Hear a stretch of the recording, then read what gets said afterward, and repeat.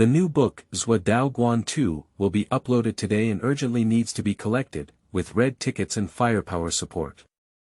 New book group 618403333, Pirate Shuai Ju, Thousand Crowds, popular collection of heroes and beauties from all directions by Free Society. Keywords of the novel.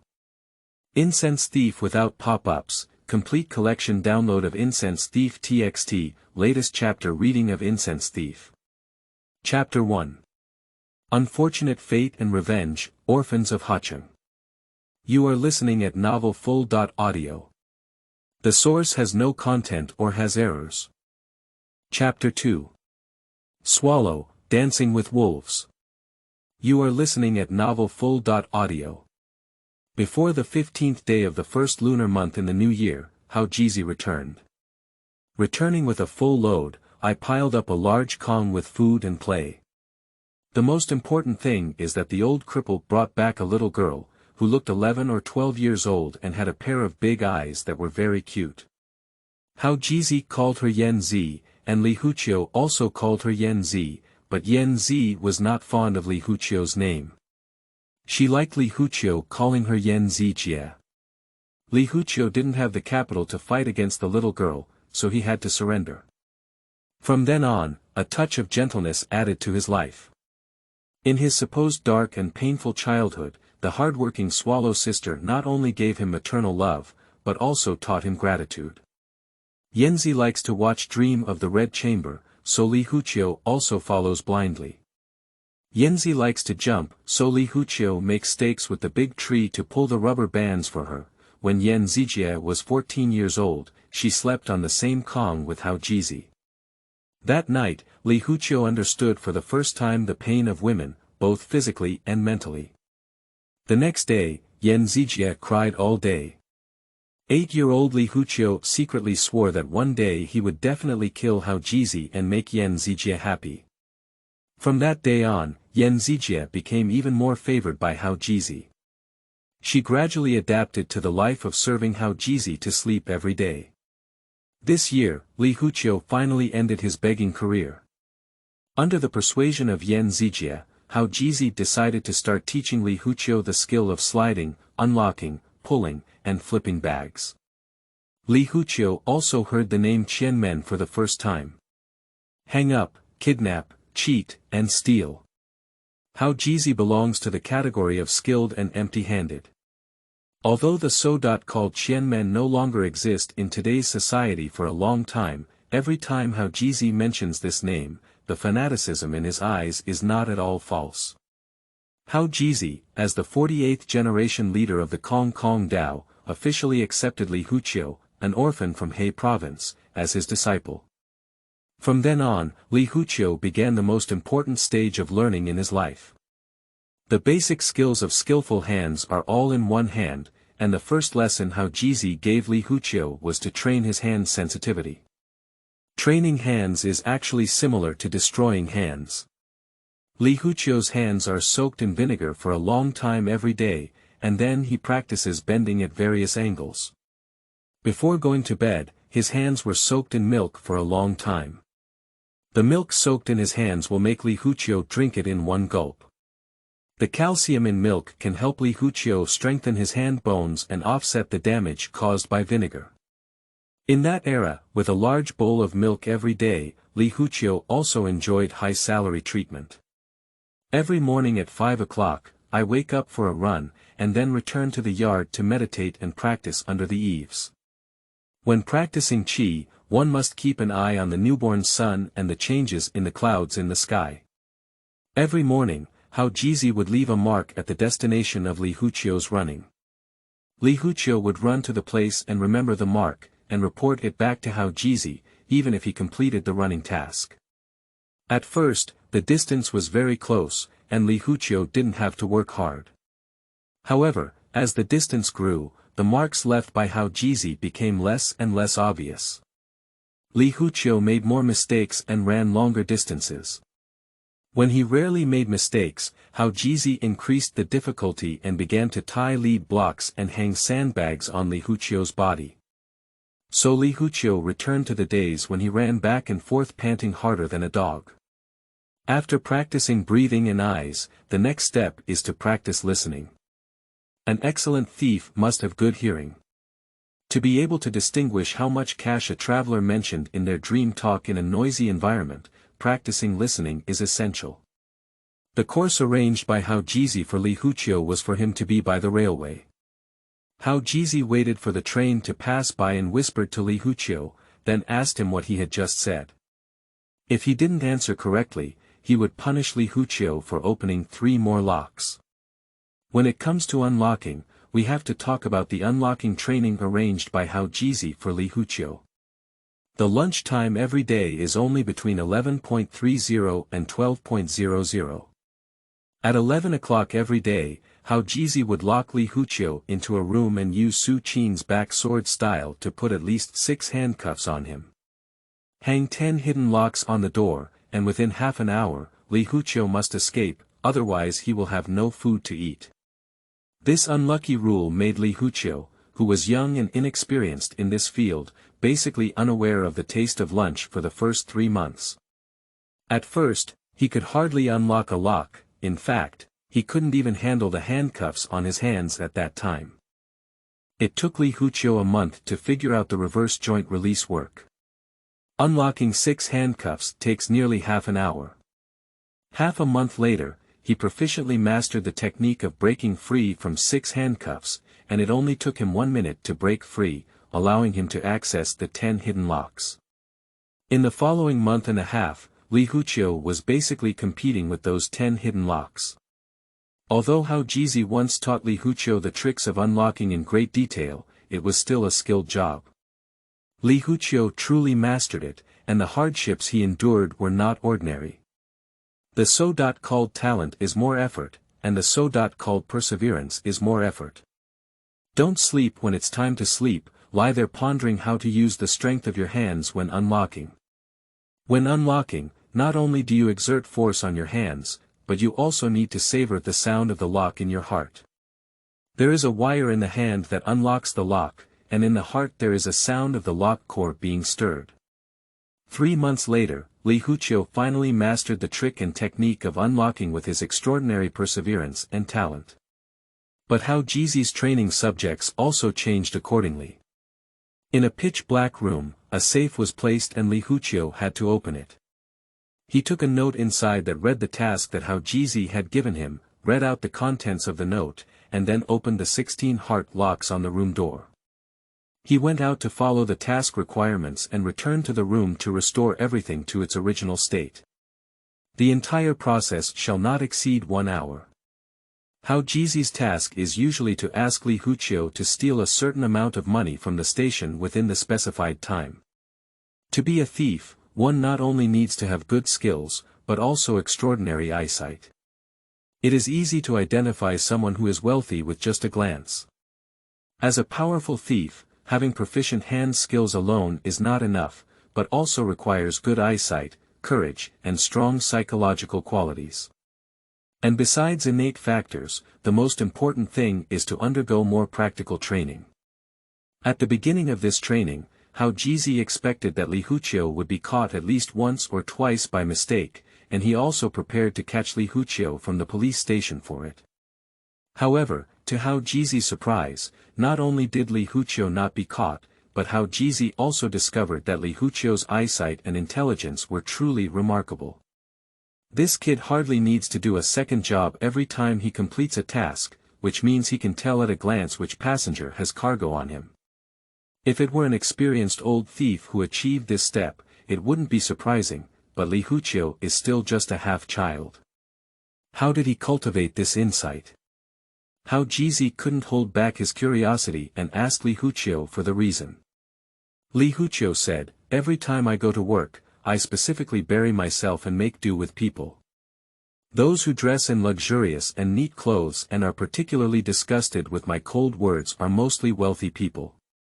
Then I observe them, look for opportunities for them to reveal themselves, and confirm who has the amount I need. Even if I don't see them spending money, as long as I look at the watches and jewelry they wear, it's not difficult to see who has money." Hao Jizi asked again, "Gold and silver jewelry are easy to distinguish. How do you know which of them has other things that are valuable? Li Huqiu replied. Song San taught me how to read, and I can understand newspapers and magazines. There are paintings and words on them, and I have recorded them all. Hao Jizi touched Li Huqiu's head with satisfaction and said that in the future, he would follow his master and work hard. We, the master and disciple, would steal all over the world. Li Huqiu nodded silently, thinking only of Yan Zijia's delicate appearance with pear blossoms and rain, and Hao Jizi's shameless greed. Lower your head to conceal the hatred in your eyes. The most difficult part of the entire training process is the 16 concentric locks, 16 locks. If you open the wrong lock, the other locks will be locked together, and you can only start over from scratch. At the beginning, Li Huqiu often couldn't leave his room for an hour and was trapped in these 16 concentric locks. Hao Jizi passed on that. Li Huqiu's unlocking method is the traditional double-line division synchronization method. Although Li Huqiu had previewed this technique before, it still took him over a month to master it. After 2 months of training, Li Huqiu was able to easily complete the task assigned by Hao Jizi within the specified time. Hao Jizi was surprised to find during an assessment that Li Huqiu could open 16 concentric locks with just one steel wire, instead of using 2 steel wires and using the synchronous scoring method as he taught. After watching for a long time, Hao Jizi exclaimed with emotion, "This kid was born to be the material for eating this bowl of rice. His bone toughness and flexibility are far better than mine back then, and his brain is also more flexible. When I was studying, I had no free time except for practicing martial arts." After completing all the training, this kid still had time to practice throwing knives and read and write with Song Lao San, which shows his high talent. If his abilities surpass mine over time, it's not a problem. What Hao Jizi didn't expect was that the day came a bit fast. One day in 1988, Li Huqiu welcomed his first national trip. This year in Leshan City, the land of abundance, various bandit leaders from all over the world held a Thief King competition. Famous thieves from all over the country, such as the Northeast Tiger Gang and the Northwest Wolf Gang, came to a big gathering. Hao Jizi, as the most famous Thief King among the Northeast Tigers, although not the initiator of the conference, is the biggest favorite to win the title of China's Thief King. After visiting the beautiful scenery of the southwestern region of our country, the thieves from all walks of life gathered together and headed north, starting their fierce competition among thieves. In this lawless competition, Li Huqiu did his first real job, which opened Hao Jizi's eyes and impressed him. The rule at that time was that people and horses from all walks of life would gather in the capital first, and everyone would board a car in the capital and head south all the way to Zhengzhou, Hunan. After getting off the car in Zhengzhou, count the amount of money on each person's body. The one with the highest amount wins, which is considered as winning the first round. As a result, Hao Jizi passed through 18 wallets along the way, defeating the group of thieves and taking the lead. Before going to bed at night in the hotel, the old thief proudly asked Li Huqiu if he had done any work along the way, and even comforted him that it was okay if he didn't get anything.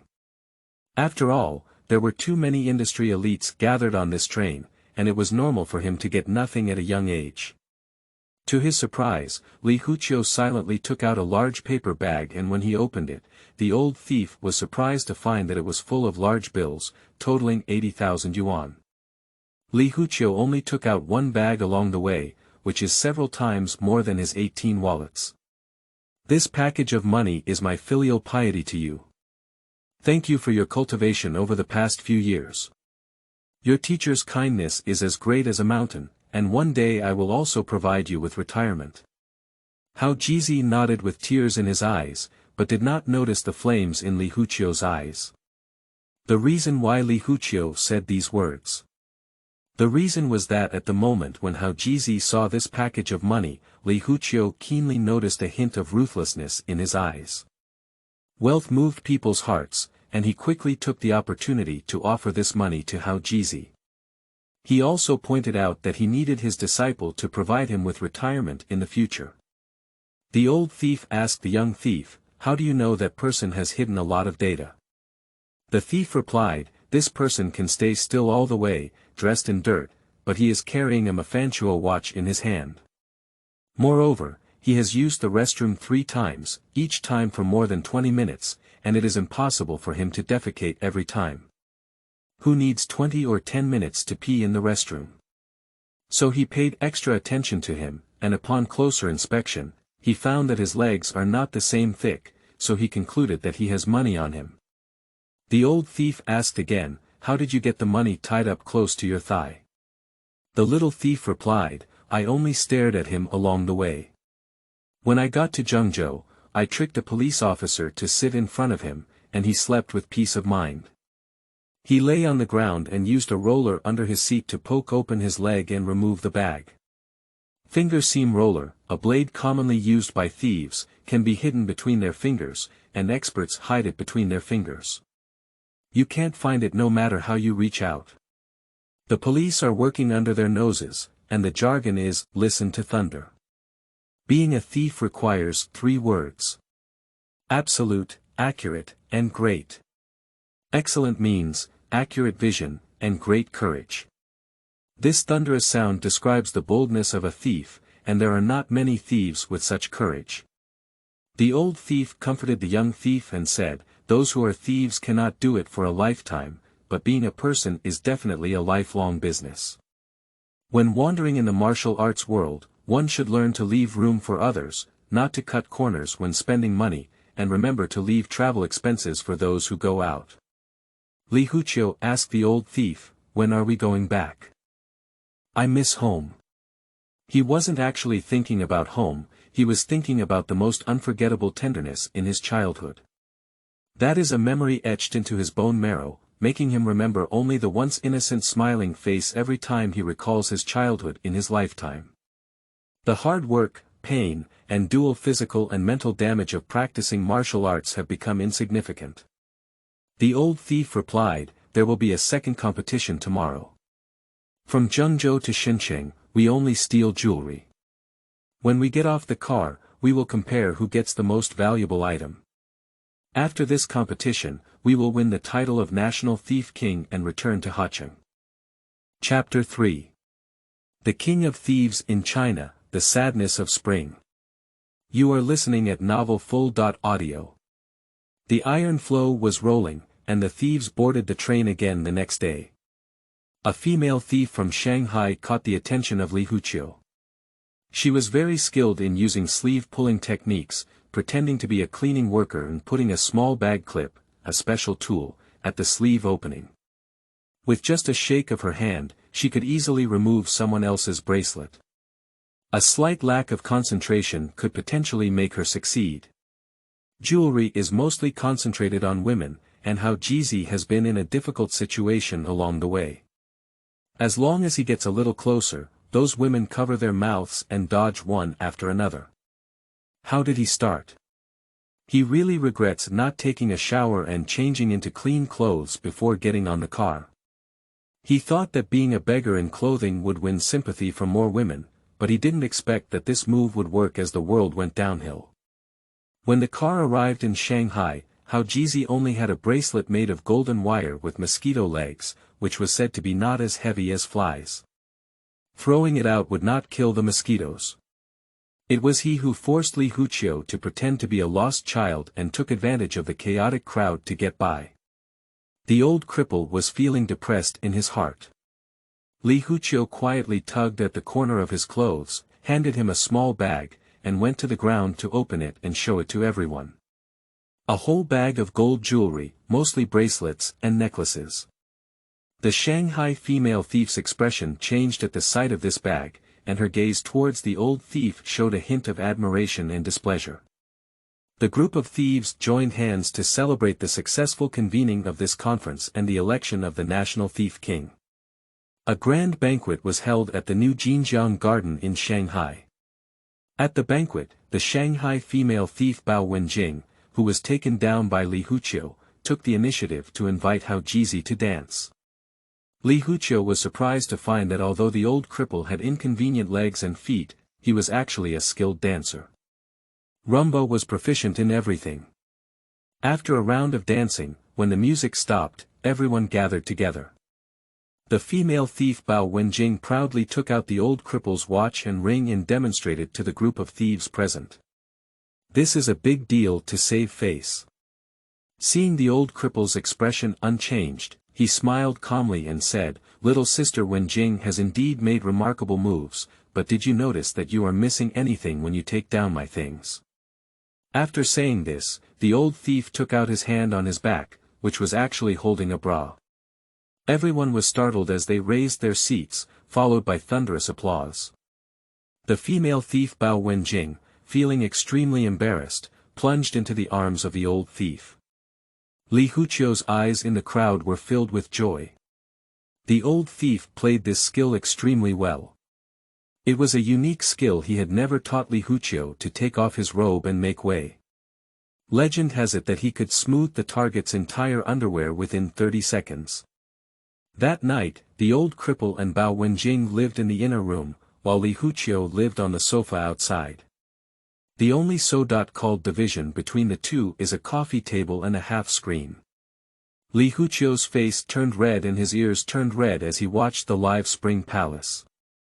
Unfortunately, at that time, his primary sexual characteristics had not yet fully developed, and he only had a rough idea of what the two of them were doing in bed. The actions of the old cripple in handling affairs were comparable to his actions, with a short time and few tricks, leaving little memory for Li Huqiu that night. I only remember that Bao Wenjing's white flower-like body felt flustered as he flipped over hard parts. On the way back, Hao Jizi repeatedly instructed Li Huqiu not to disclose the incident of that night to Yan Zi. Li Huqiu thought about how Hao Jizi's ugly appearance made his teeth itch when he climbed onto Yan Zijie. How could he possibly tell Yan Zijie such a thing? After returning to Hacheng, Li Huqiu replaced Zhang Taijun and was promoted by Hao Jizi to be the leader of the two thieves in the organization. This is not only a reward for helping the old cripple win the title of Thief King, but also a recognition of Li Huqiu's superb stealing skills.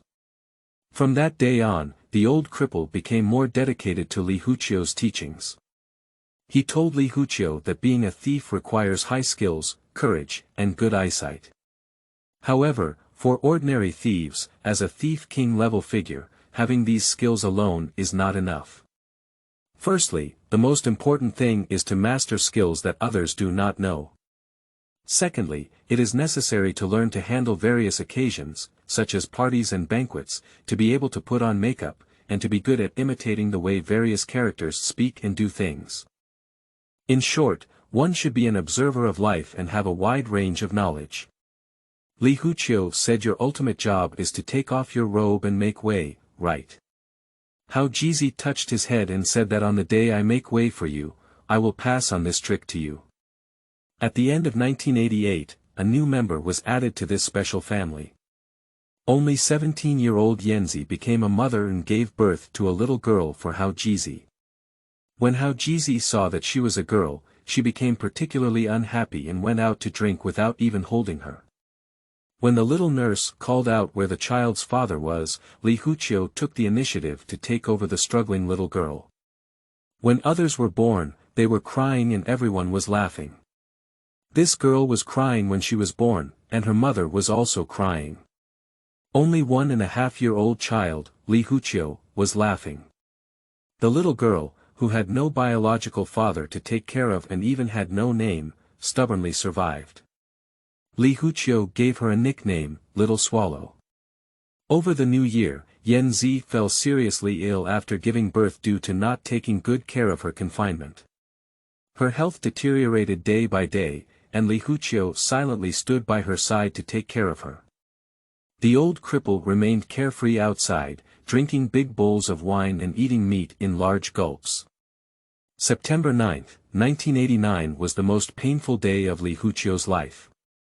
On that day, he appeared to have all his hair and tail on the surface, and on that day, he was completely naked and injured.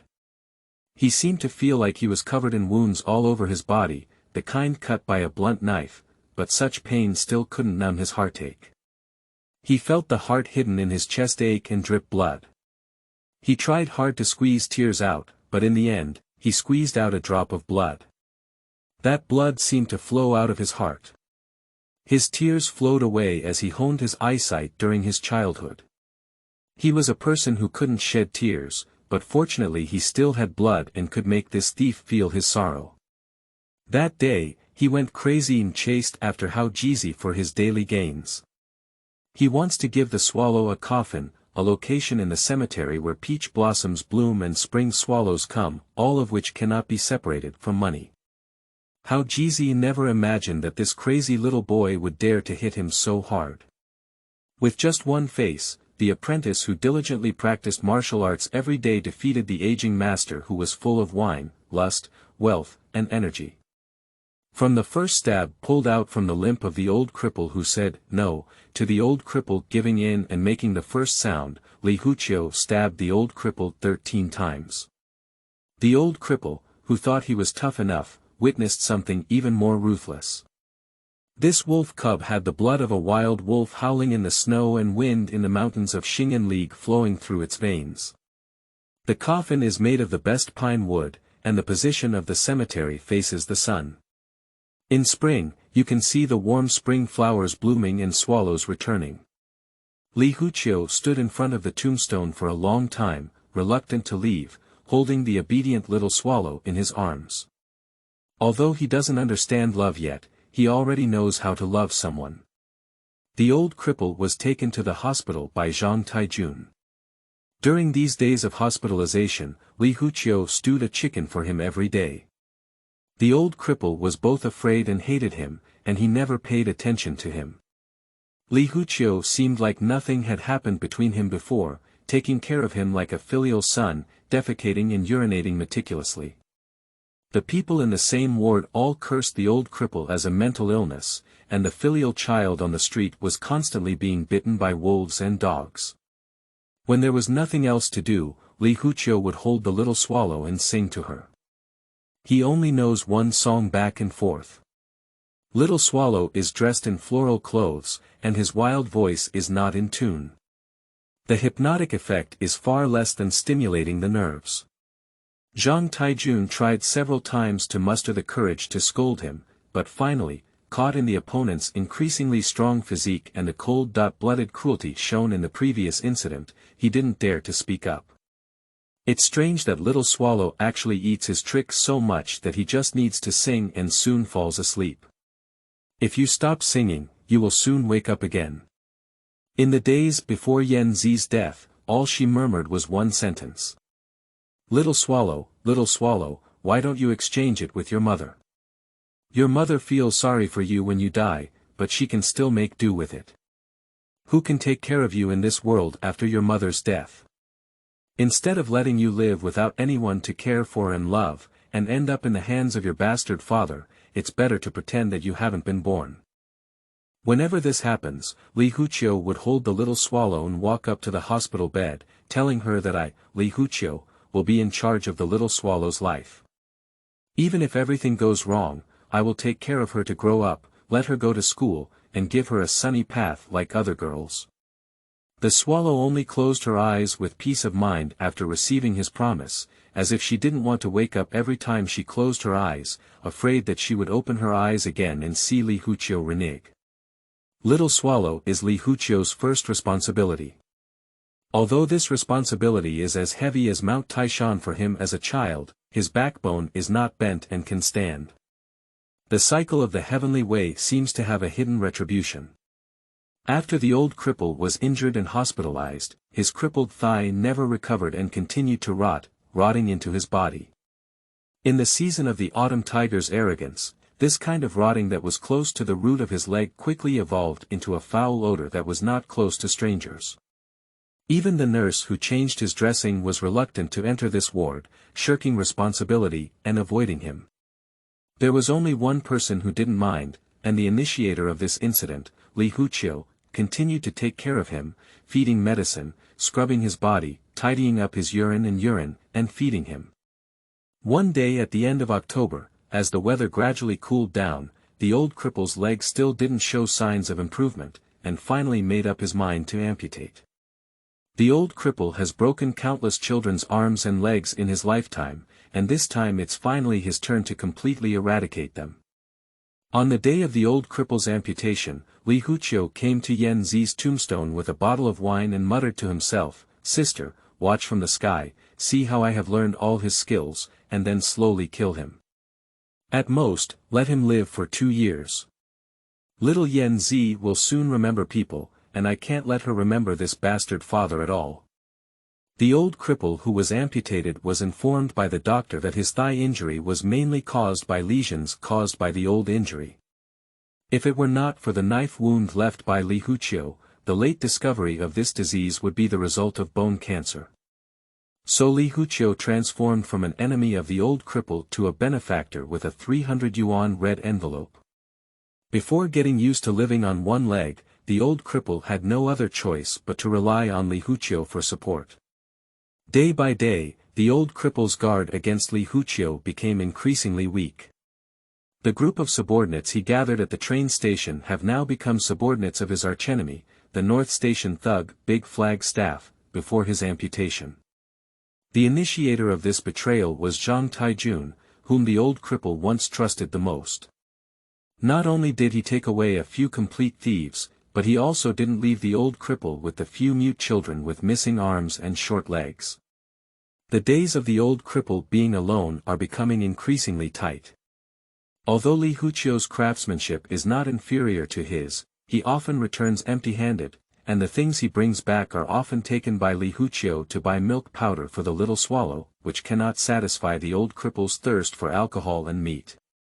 The old cripple, who was physically disabled and determined, gradually adapted to living on one leg, although he was getting thinner day by day and his body was deteriorating. He started to rely on himself and resumed his craft while begging for food. The move that Li Huqiu envied so much was to take off his robe and give way without passing it on to him.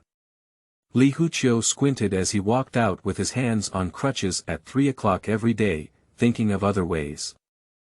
Chapter 4. Youth, Flying Knife, Saving Beauty. You are listening at novelfull.audio. It is said that those who approach vermilion are red, those who approach ink are black. Speaking of which, it's also a big surprise. Li Huqiu learned a lot of unconventional ways from Hao Jizi, but he didn't learn the rogue habits of Hao Jizi. This matter is completely worthless. 3 people are the key: Song Lao San, Swallow, Old Miao who sells tea egg. While approaching Hao Jizi, a black-hearted and liver-filled generation, Li Huqiu has always been surrounded by enthusiastic and kind people like Yanzi and Lao Miao. Song Lao San has the greatest impact. Although he has been working as a contractor for the past 2 years and has not had much contact with Li Huqiu, he has taught Li Huqiu many truths and recommended many interesting things. When Li Huqiu read these, he couldn't quite understand the complex meanings inside, but he could probably understand the underlying principles. For example, Jia Baoyu's warmth is like jade, Wei Xiaobao's rascal, and Hu Yiji's infatuation. One day in December 1991, 14-year-old Li Huqiu had just returned from running outside. Quickly removing all the lead blocks and sandbags from his body, he took out a few flying knives with him and practiced his eyesight in the courtyard. The old cripple stared at Li Huqiu outside with a resentful gaze, feeling that the day of revenge was becoming increasingly slim. Even though he had quietly regained his skills, Li Huqiu's rapid progress and age advantage were bound to widen the distance between the two. 10:30 a.m. In front of Hacheng North Station. The gang leader of the North Station, Big Flag Pole, is leading a group of subordinates, holding hands and basking in the sun next to the train station gate. The instructor of the station police station, Lu Jiankuan, came to them wearing a hat crookedly. A very important passenger just went to the police station to report that he lost something. I'll give you 10 minutes to retrieve it. It's a small wooden box, remember not to peek inside.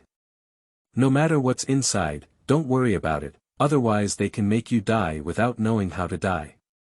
In the police station, Chu Lai, who had a mind full of lawsuits, was restlessly pacing back and forth in the duty room. Chu Lai, who is only 21 years old this year, is the youngest investigator of the Special Committee of the Ministry of Public Security. This time, he came to supervise the case of the Northern Theft Group, Northeast Tiger, that the Ministry of Public Security is determined to crack down on. I didn't expect that as soon as he arrived in Hacheng, the thief who came to catch him was easily taken care of. What he couldn't accept the most was that he couldn't remember when the thief had taken action. With his skills and sensitivity, he was able to unconsciously take his bag, which was truly incredible. Li Huqiu took a black plastic woven bag and strolled up to the old Miao who was selling tea egg. He took out a 10 yuan note from his pocket and threw it into the old Miao's money box. He took 2 tea eggs without saying hello. He didn't even scratch the skin and ate them in 2 bites. Then he reached out a big teapot from behind Lao Miao's tea egg stall and poured a big mouthful of jasmine tea. "Did you load the passenger bag again?" Lao Miao pointed to the black woven bag in Li Huqiu's hand. "What are you going to eat without leaving your bag?" "I'm still a girl at home. I'd like to do some business with my bag. But look at me, who can use me? You can stop selling your tea egg. I, the bandit Li Huqiu, have a way. Even if you steal me, you are also a chivalrous robber, just like Chu Liuxiang." After saying this, don't let Lao Miao give him money, but carry the black woven bag and go away. There is a female thief among the people on the big flag pole called sidearm.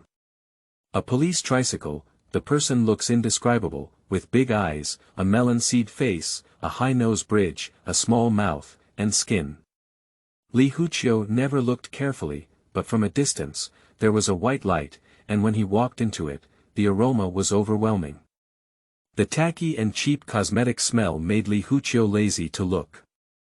As soon as Li Huqiu left Lao Miao's tea egg stall, he smelled the familiar aroma of the thieves on the entire Harbin City road. As he looked up, the sidearm looked a bit domineering and said, "Little kid, I want to ask you something. Have you been working at the North Station today?" Li Huqiu took a step back. This scent of incense was as good as sweat-inducing medicine. Li Huqiu was worried that he would be intoxicated if he smoked it for a while longer. This woman is just a post in the back of her head, a way of shooting anthers. "Yo, isn't this sidearm, big sister? Why did you come to our South Station for a stroll? Stop talking nonsense, just say, I didn't go. If a man does it, he will happily admit it." Li Huqiu laughed at her and revealed a neat set of white teeth, shining brightly. Dao said, "If you don't put such a thick layer of white paint on your face like wallpaper, you're really a beautiful person. This layer of white paint will ruin the man's appreciation of you." The sidearm spat at him and said, "Little kid, you're just such a big little person. Do you know what beauty is? Beauty is an experience that comes from visual, auditory, and sensory information, making the perceiver feel comfortable from the bottom of their heart. To be honest, big sister, you look quite beautiful, just because of your big white face. Can you not use this word brush?" The sidearm interrupted Li Huqiu's high opinion, but couldn't help but ponder in his heart. "Little one, what you said is quite reasonable. Staying at the South Station holding books all day is not for nothing. Sister, if you don't have anything to do, I'll say goodbye. I'm guarding such a large area like South Station, and I'm the only one who has eaten 5 meals. Do I have to go to your North Station to work?" Li Huqiu walked away. The sidearm realized and didn't even see if there was a small wooden box in Li Huqiu's black woven bag. It quickly led the two of them to chase after him. Li Huqiu seemed to be walking slowly, but he disappeared in front of him in 3 or 2 shakes when the sidearm caught up with someone. "There was a fork in the alley in front of me, and next to it was a public restroom, which smelled quite unpleasant." The sidearm led 2 thieves to take a look at the men's restroom, and she ran to the women's restroom herself. Li Huqiu stood on the roof of a nearby residential building, watching as he walked into the women's restroom with a sidearm, followed closely by 3 old customers. After the praying mantis catching cicadas and yellow sparrows, Li Huqiu didn't have to think that she had encountered black and eaten black. Big sister, how skilled you are. On the 19th road from the North Station, you pulled out 4 bags in total. If you didn't say anything, take them out. The leading man turned around and grabbed the sidearm by the neck, forcing her to the corner of the wall. It seems to be pinched tightly, and the sidearm can't even make a sound. The strong Hacheng accent, but one sentence, greatly calmed the morale of the soldiers. Black eats black, fortunately it's not thunder. There are still 2 brothers in my own men's restroom, and I'm not afraid of them when it comes to work. The 19-year-old female thief, known as Sidearm, has long been a seasoned veteran in the martial arts world. Although she is a woman, when it comes to fighting, she not only has the courage of a woman not to let down her eyebrows, but also dares to shave them when she's in a hurry. Another man had already noticed that the sidearm was quite attractive, and his level of appreciation was far inferior to that of Li Huqiu. He basically belonged to the type of person who has eyes but is a good guy in his eyes. The charm of Shidoer was no less than that of national beauty and heavenly fragrance. The boy reached out his hand and touched Shidoer's face, saying, "It's really fragrant, big brother. Let's just turn this woman around and kill her completely with one knife. There aren't many people around here." After saying that, the claw of Lushan had already taken the fortress in front of Shidoer's chest. "Damn it, why are you so lacking in quality? It's okay if you don't know how to steal, at least you should know that walls have ears. Didn't you just see her taking the 2 of them with you?" the leader scolded. "I don't know how well the 5 and 6 of them are doing, they only have 2 guns in their hands, so there shouldn't be any mistakes." Li Huqiu, standing on the roof, has already found the answer for him. The 2 thieves who came with the sidearm were now being tied up by 2 young people who came with them, practicing swallowing socks empty-mouthed. Swallow both of their own with the help of 2 skilled snipers. The thieves live a life of hunger, and they don't even have time to wash their socks. The situation of those 2 strong pruners is also similar. The taste of putting these 4 socks into your mouth is not very pleasant. Li Huqiu watched as the 2 thief pythons were choking their mouths. The 2 of them stared with disgusting round eyes.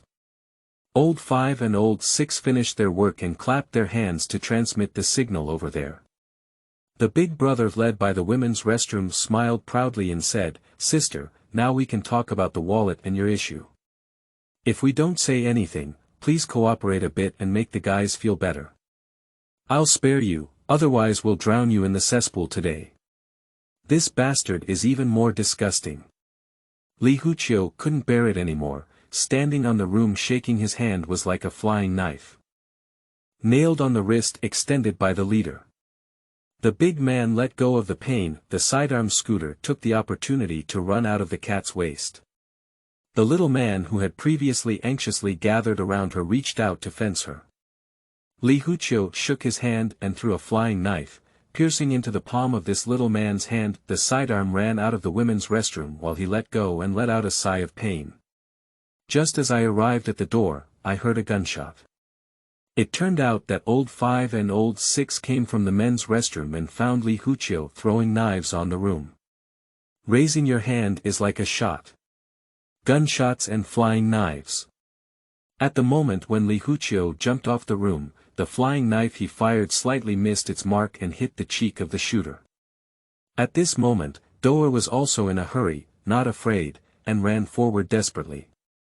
Li Huqiu peeked out from a door and called out to her, "Run this way." Led by Li Huqiu, he ran wildly all the way, depleting his previously self-proclaimed good physical fitness. Li Huqiu then pulled her to a large black door and stopped, sitting at the door to rest. "It's okay, this area is very chaotic. If unfamiliar people enter, they will have to turn around. They can't catch up anymore. Besides, the gun fired just now, it must have startled Lei Zi. These old customers may not be able to fold here." Li Huqiu's little hand still grabbed the soft hand of Sidearm, tilting his head to look at the entrance of the alley and comforting Sidearm. The Sidearm didn't rush to withdraw its hand, but tilted its head to look at the boy beside it. This is the first time she has taken Li Huqiu seriously. This kid has white teeth, red lips, and clear eyebrows and eyes. His face is different from that of ordinary unguarded thugs, and he has been washed very clean. He smiled, his upper and lower rows of teeth were neat and pure white, and his breath even had a faint taste of Kong Chi Ling. Big sister, Li Huqiu hesitated and felt embarrassed to say something. The sidearm asked generously, "Do you have anything to do? For the sake of saving my life, I promise you any conditions." Chapter 5. Women's Chests and Youth's Home. You are listening at novelfull.audio. Li Huqiu's gaze immediately fell on the full chest of the sidearm. The sidearm saw an immense desire from its gaze, and its intensity was even more thirsty than the gaze of the old pervert pouncing on the flagpole. There is a strong desire to swallow it in one gulp. The sidearm is thinking about the virtues of all men in the world, regardless of their size. Li Huqiu's heavy breathing sounded in his ear, as if he had made a great decision. "Big sister, do you have any milk to drink here? I have a goddaughter who doesn't like to drink milk powder. I changed to more than 10 brands and even vomited for her. I'm a man, but I don't have this thing. You're a woman, can I ask you to go back and feed her a few bites?" This kid's eyes and hands are all pointing to her chest. The sidearm can no longer decipher the taste of sex from that gaze. He clearly used his chest as food for his goddaughter. The sidearm was furious. While secretly cursing himself for not being successful, he was fooled by a little bouncing bean. "No, I want to drink. I'm going to see your mother." "You're stupid. Where do women get milk from without giving birth? Are you teasing me or don't you really know?" he said angrily. Li Huqiu really doesn't know. That month's newspapers and magazines didn't have a gender column yet, and this kid had very limited channels to learn about this knowledge. This kid always thought that if a woman has a pair of those things, she should be constantly squeezing like a cow. "I never thought there was another saying like this." Li Huqiu didn't feel too embarrassed when he was snatched away by a big girl and popularized a physiology class. He withdrew his hand and chuckled, there's no need. Why are you in a hurry?" The sidearm tilted its head and lowered its body to approach him, asking, "Your flying knife skill is really impressive. If it weren't for you just now, I would have let those 5 people suffer and die. Did the old cripple teach you this flying knife skill? Where is your sword hidden?"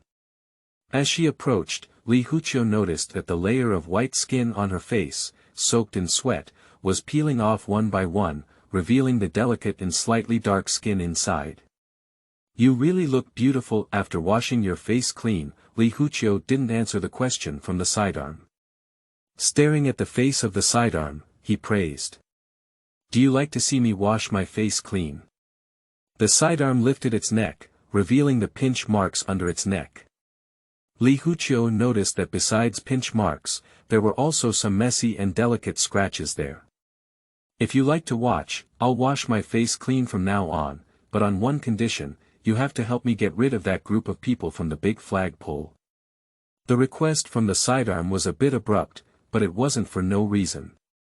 "I'm still a brat, how do you know I can help you?" Li Huqiu asked with a smile, without hesitation. There is sunshine in his smile, but he sits in the shadows.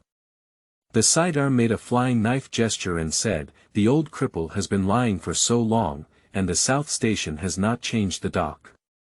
It is said that it is the incense flame left by the old thief, and no one is too embarrassed to come and grab it. But I know that it is nonsense.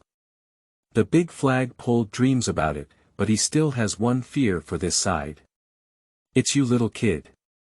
I used to not know why he was afraid of you, but now I know, he's afraid of you, this elusive flying knife."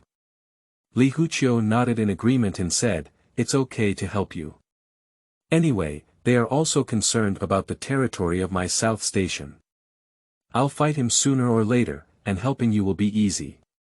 But I want to know what's the relationship between washing your face and leaving his gang.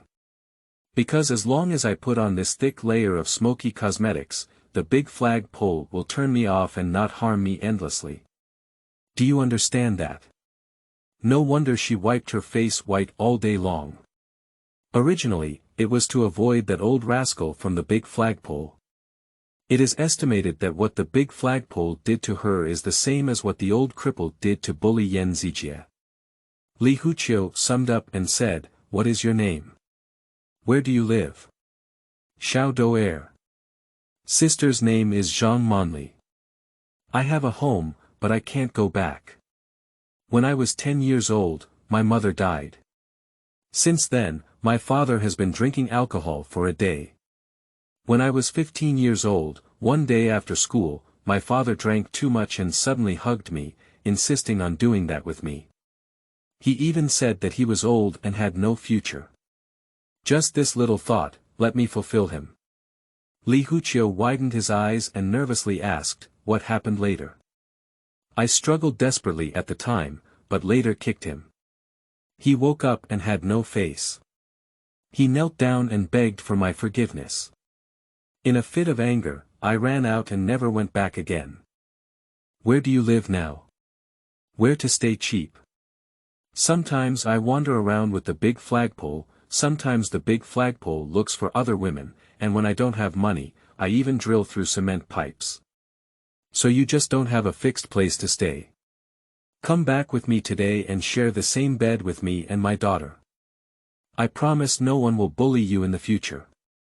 Zhang Monli looked at the little brat Li Huqiu in front of her and thought of his age, which made her feel more at ease. Besides, at worst, where else could he go wrong? Can it be worse than following a big flagpole? I just don't know if this child has that kind of personality and is willing to keep me.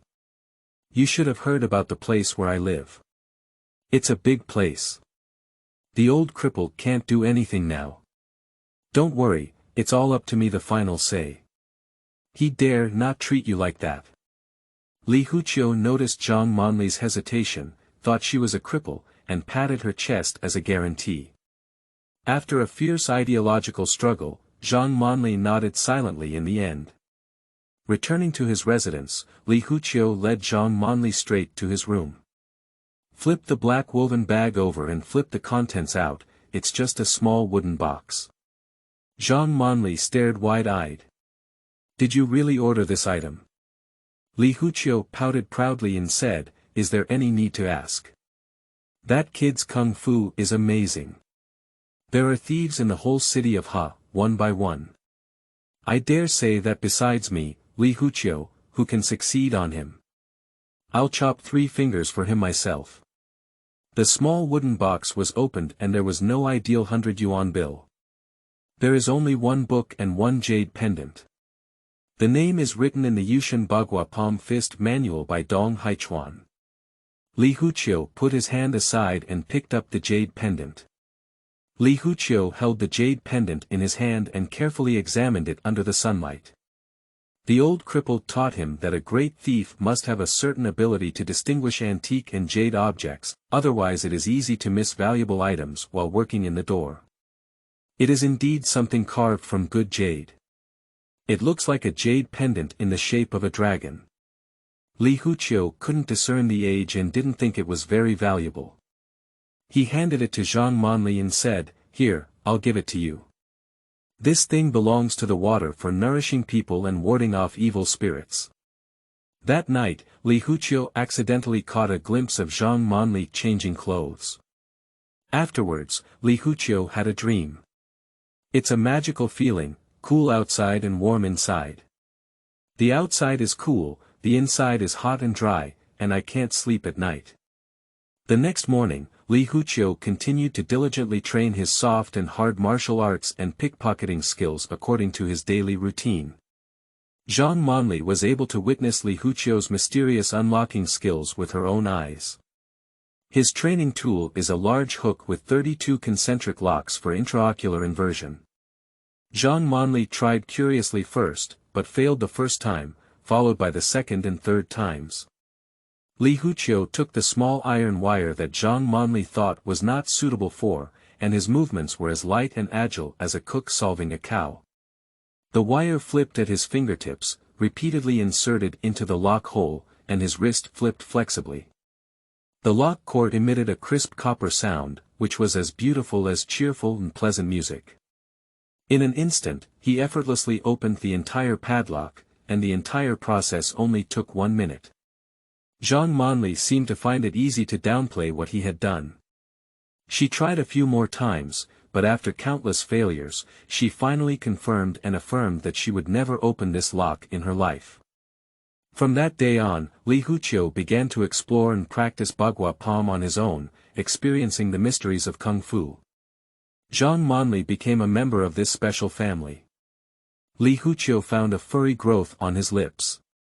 At Hacheng North Station, the big flag pole who heard about this incident felt its hat hanging green and hated Li Huqiu to the bone.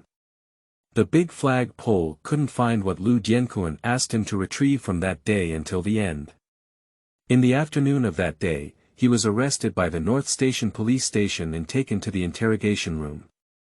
He spent the whole night playing with the sky, earth, and earth planes. At the end of the day, he caught up with the head of the station, Heise, and was given another meal of beef skin stir-fried meat. When he came out of the interrogation room, his whole body was sore and his teeth were itching with hatred. However, he dared not hate Lu Dianquan and Gong Heise. What he hated was the thief who crossed over to the North Station and got off the bower. Cats have cat paths, thieves have thief paths. After multiple investigations, a month later, he locked the suspect on Li Huqiu, who had pried Zhang Monli away from him. There are rules and regulations on the road, and the goods have already entered Li Huqiu's hands. It can be considered that they have entered the door, and even the big flagpole, no bastard, dare not light a cannon or prick a needle for Li Huqiu at this time. He is determined to solve this matter by his own means. Li Huqiu's family has a new woman, and many things have undergone earth-shattering changes compared to the past. Firstly, there was Little Swallow. Although Li Huqiu bought her the most expensive clothes, before Zhang Monli was around, Little Swallow was always dirty. At most, when she changed into new clothes, she would be clean for 1 or 2 days. Li Huqiu was more accustomed to washing his own and his daughter's faces dry and quiet, and it didn't matter if the clothes were messy. After Zhang Monli arrived, the clothes on Little Swallow's body became much fresher. Zhang Monli is a grateful woman, always busy working in the yard as if afraid of not doing enough. The inside and outside of the house were cleaned up by her, and every time Li Huqiu came back to see it, his mood followed suit. The other person who underwent a huge change was Hao Jizi. A few days ago, the old cripple had been following a messy and pitiful route, trying to appear in front of the passengers at the South Station in an extremely tragic manner. Even if he couldn't solve his food and clothing through theft, he could still rely on the passengers' charity to fill his stomach, and even save some extra money. Since discovering that Li Huqiu had brought back the forbidden crossbar of the big flag pole, the old cripple swept away his previous decline and dressed up completely new. Wearing a suit, top hat, and white travel shoes, she always swayed in front of Zhang Monli. When he tried to approach Zhang Monli, he was met twice by Li Huqiu. Li Huqiu always looked at him contemptuously. "Old grass chicken, you're just dressing yourself up as a peacock, you're a lame peacock with only plucked feathers." The old cripple dared not confront him hard, so he had to collapse, like a defeated rooster. Hao Jizi was not willing to hibernate under Li Huqiu. During the spring festival of that year, one day, Hao Jizi broke into the room where they lived while Li Huqiu was not at home. Zhang Monli fought fiercely with him, but he failed. As he climbed up after being pushed down, he seemingly unintentionally threw a small metal object onto the coal pile near the coal stove. This little move caught Zhang Monli's eye, but did not deceive Little Swallow's curious gaze. When Li Huqiu returned home, he happened to see Little Swallow playing with that strange metal object. At first, he didn't pay much attention. After carefully asking about the situation, his heart moved and he grabbed the thing, took a little bit off, and placed it in the coal pile. However, half an hour later, the thing actually caught fire on its own. Li Huqiu quickly covered the fire with a cotton quilt. Hao Jizi was beaten up by Li Huqiu as a result. Since then, Li Huqiu has been wary of the old cripple everywhere, but his performance suddenly took a 180-degree turn, becoming particularly humble and honest. Turning the new year around, May 1992. On this day, when the sun was shining brightly, the big flag pole saw a familiar figure at the North Station. The iconic one-legged person is very recognizable. The big flagpole leaned over and patted the person's shoulder, saying, "Old cripple, what's wrong with you? You've been forced to come to my 1 acre or 3 fun land by that kid. If you really don't have food to eat, please, buddy. Maybe if I'm kind enough, I'll reward you with a piece of land and let you make a living." The old cripple looked at the big flag pole and smiled darkly. His mother had not enough to eat and was trampled across the border. Now women have been taken over by others. What's your qualification to be big in front of me? The big flag pole looked angry and scolded him. It's all your mother's leisure. She taught him how to play kung fu and what kind of throwing knife. Then she rushed up to beat the old cripple, but the old cripple grabbed the collar with one hand. Within the distance between the two people face to face, the old cripple said viciously, "Let's work together to find a way to kill the little rabbit. Kill and chop up the Xinjiang River. You vent your anger and I will take revenge. Do you dare to do it?" P.S. Sodium metal has strong activity and burns with water to produce sodium hydroxide and hydrogen gas. But it will quickly oxidize in the air and is generally stored in kerosene. Moreover, sodium is highly corrosive and cannot be touched by hand. Thank you, Rita Radoi, for providing the correct information. The content of the work will not be modified. In order to mislead readers, this statement is made. Chapter 6. The thief's heart never dies, the thief's dare blasts heaven. You are listening at novelfull.audio. The old cripple and the big flag pole have never studied Mao Xian, but these two old thieves have already become refined in this university of society. The enemy's enemies are objects that can be united, and they have come to understand this truth without a teacher. That day, the old cripple and the big flagpole hid in a small tavern and had a secret discussion for a long time. After 3 rounds of drinking, they finally parted ways happily. When the old cripple walked out of the tavern, his collapsed waist stood straight a while ago. Returning home, the old cripple saw Zhang Monli pressing water in the yard. Even after using 2 scoops of water, they were unable to bring up the water from the pumping well. The old cripple walked over drunk, using only half a bucket of water and swiftly pressing the pumping handle of the well. In a few moments, the cool well water was pressed up. The old cripple clapped his hands proudly and glanced at Zhang Monli, who had deliberately avoided him for a while. As he walked into the room, he said, "Jiang is still old and spicy. Li Huqiu's little turtle has been bouncing around for a few days. You'll have to follow me then, otherwise the big flag pole can harm you to death." In the evening, Zhang Monli told Li Huqiu about this matter. Li Huqiu was preparing foot wash water. After listening to her finish, he hesitated for a while before continuing to adjust the water temperature. There was no cold water left, so Li Huqiu brought a basin to the yard and came near the old well. He only poured a little water into it and then deeply lowered the pump to the bottom. After forcefully pressing it twice, he suddenly pressed down on the pump handle, and cool well water gushed out.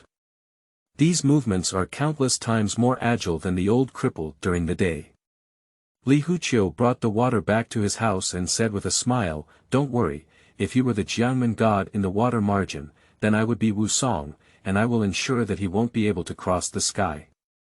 The confidence in the young man's tone and the immaturity on his cheeks form a distinct resonance. Zhang Monli cherishes her hard-earned stable life. Since she moved in, Li Huqiu has also taken more money from home, and Zhang Monli doesn't need to go out and show her face anymore. The days that resemble men earning money to support their families, while women take care of their children and do household chores at home, make Zhang Monli unconsciously have some kind of illusion, as if this kind of life can last a lifetime. Before turning off the lights and going to bed, Zhang Monli lay on her pillow and tilted her head to look at Li Huqiu. She said, "Be careful with the big flag pole. I always feel that what the old cripple said today is a bit off." Li Huqiu sat up from the bed and tucked the little swallow in the corner of his blanket.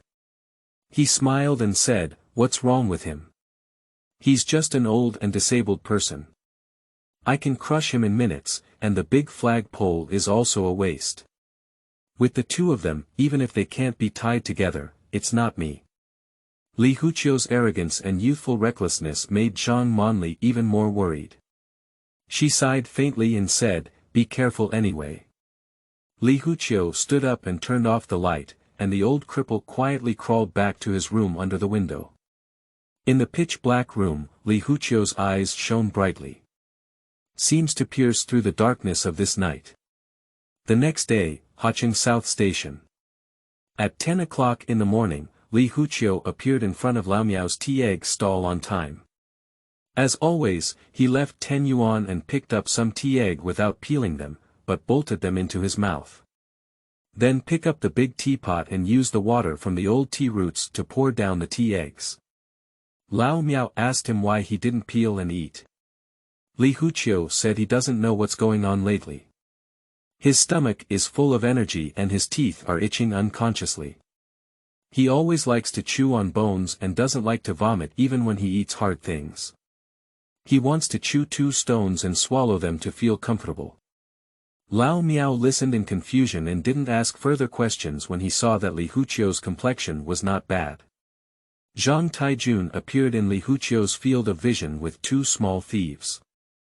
The 2 thieves were both hesitant, with their hands in their pockets, but 2 fingers were exposed swaying outside, exposing their tools at any time, afraid that others might not know they were thieves.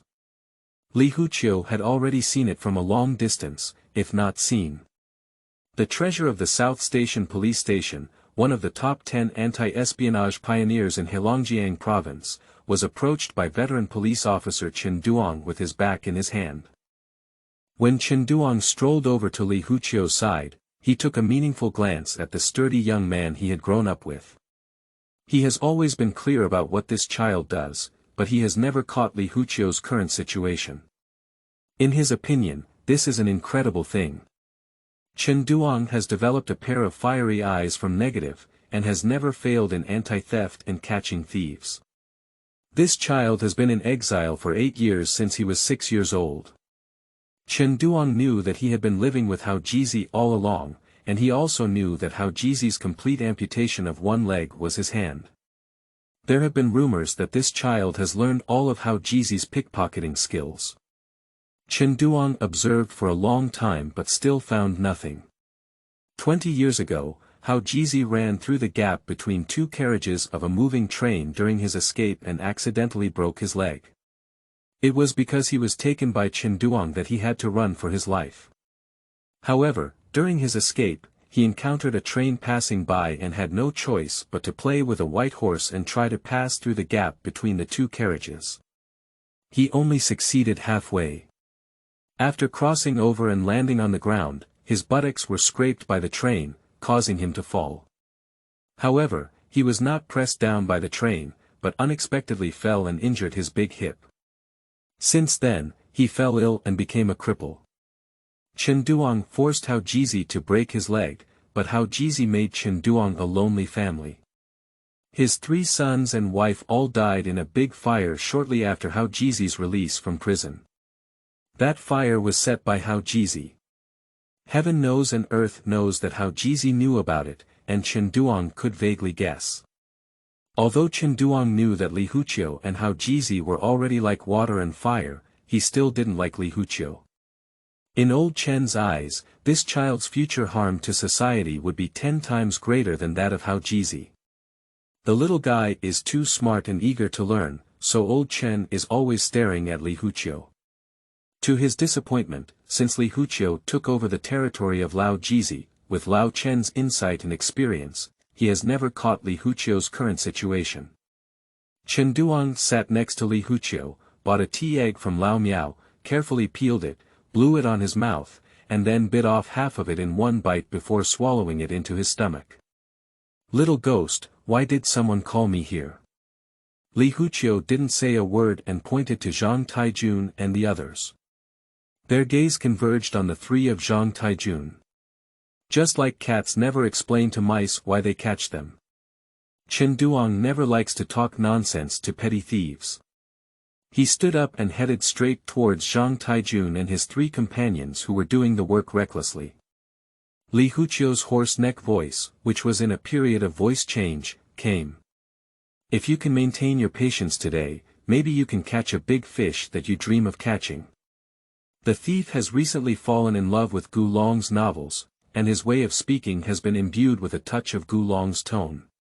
However, Chen Duong was taken aback by his down-to-earth words, even going against his usual principle of catching thieves.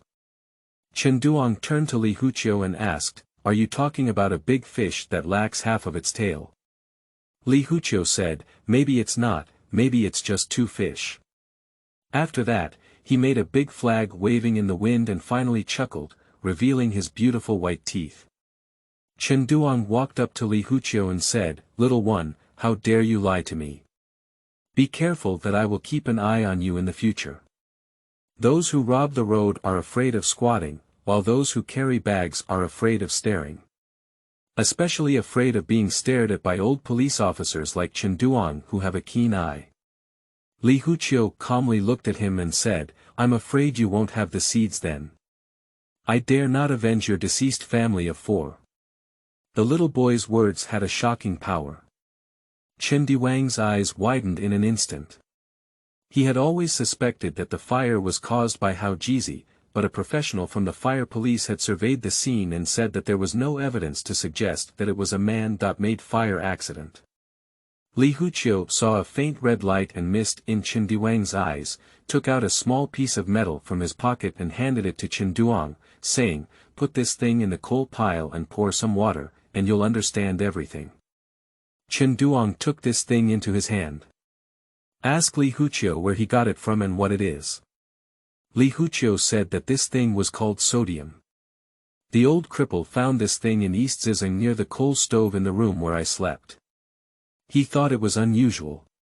Later, he sent it to the laboratory of the Heating Management Office for testing and said that it was called sodium, and it could catch fire in case of water."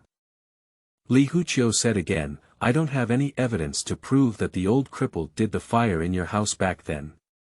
I knew this thing wouldn't leave any marks after it was burned.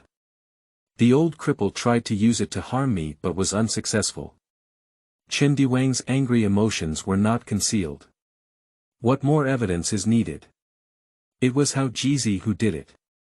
Li Huqiu said, "You can be sure it was him who did it. You must have the guts and trust me.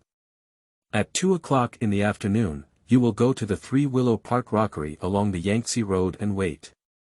Chen Duong asked if he needed to bring a gun.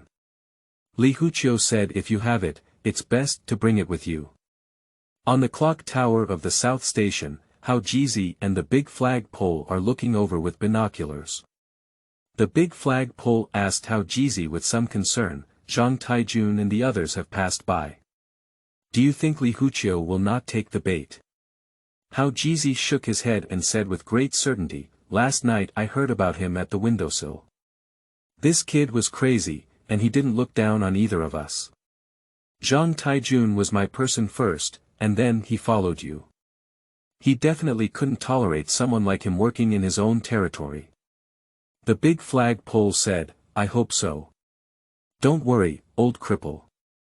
As long as I come out today, South Station will still be under your Hao cripple's control." He then self-deprecatingly said, "Actually, what I said is unnecessary. With such powerful swords, guns, and cannons now, based on your brother's relationship with Third Master, who dares to challenge you in this movie?" Upon hearing the words, "Third Master," the old cripple's heart tightened. He thought to himself, "If it's really like what you said, why do I need to cooperate with you? When Song San asks about this, I'll have to use you as a shield." Thinking about the relationship between Li Huqiu and Song San, I couldn't help but feel a little uneasy. But this hesitation only flashed through his heart, just looking down at his empty pants legs, his courage and cruelty returned. Chen Duong followed Li Huqiu's instructions and left. As I walked, I thought about Li Huqiu's performance just now. The environment is a good teacher but a bad friend. Maturity always starts with losing money and learning bad. How big is this child? This is how to calculate people, and the calculation is still based on old docs like the old cripple. Zhang Taijun led 2 thieves to see Chen Duong leave from a distance, and couldn't help but feel a burst of joy in his heart. 3 people strolled into the station hall, trying to make do with the crowd. A thief wore a silver slip on his hand, looking bright white. In fact, this thing is embedded with a small knife blade that can't handle anything else.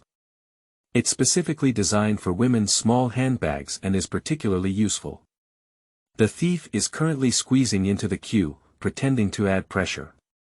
The people queuing naturally disagreed. Next to the thief was a woman wearing a fur coat, holding a small handbag that the thief didn't recognize. He pretended to call others and took advantage of the situation to approach the woman. With a piercing sound, he had already cut open the woman's small handbag. He pulled his sleeve and caught everything inside, then turned around and walked outside. As he walked, he shouted, "I don't like to queue up, I don't want to put on extra time. I won't buy it yet." When the thief passed by Zhang Taijun on the way, the things in his sleeve had already fallen into a large canvas bag that Zhang Taijun was carrying with him. The woman who had lost her belongings only then realized that she had lost it.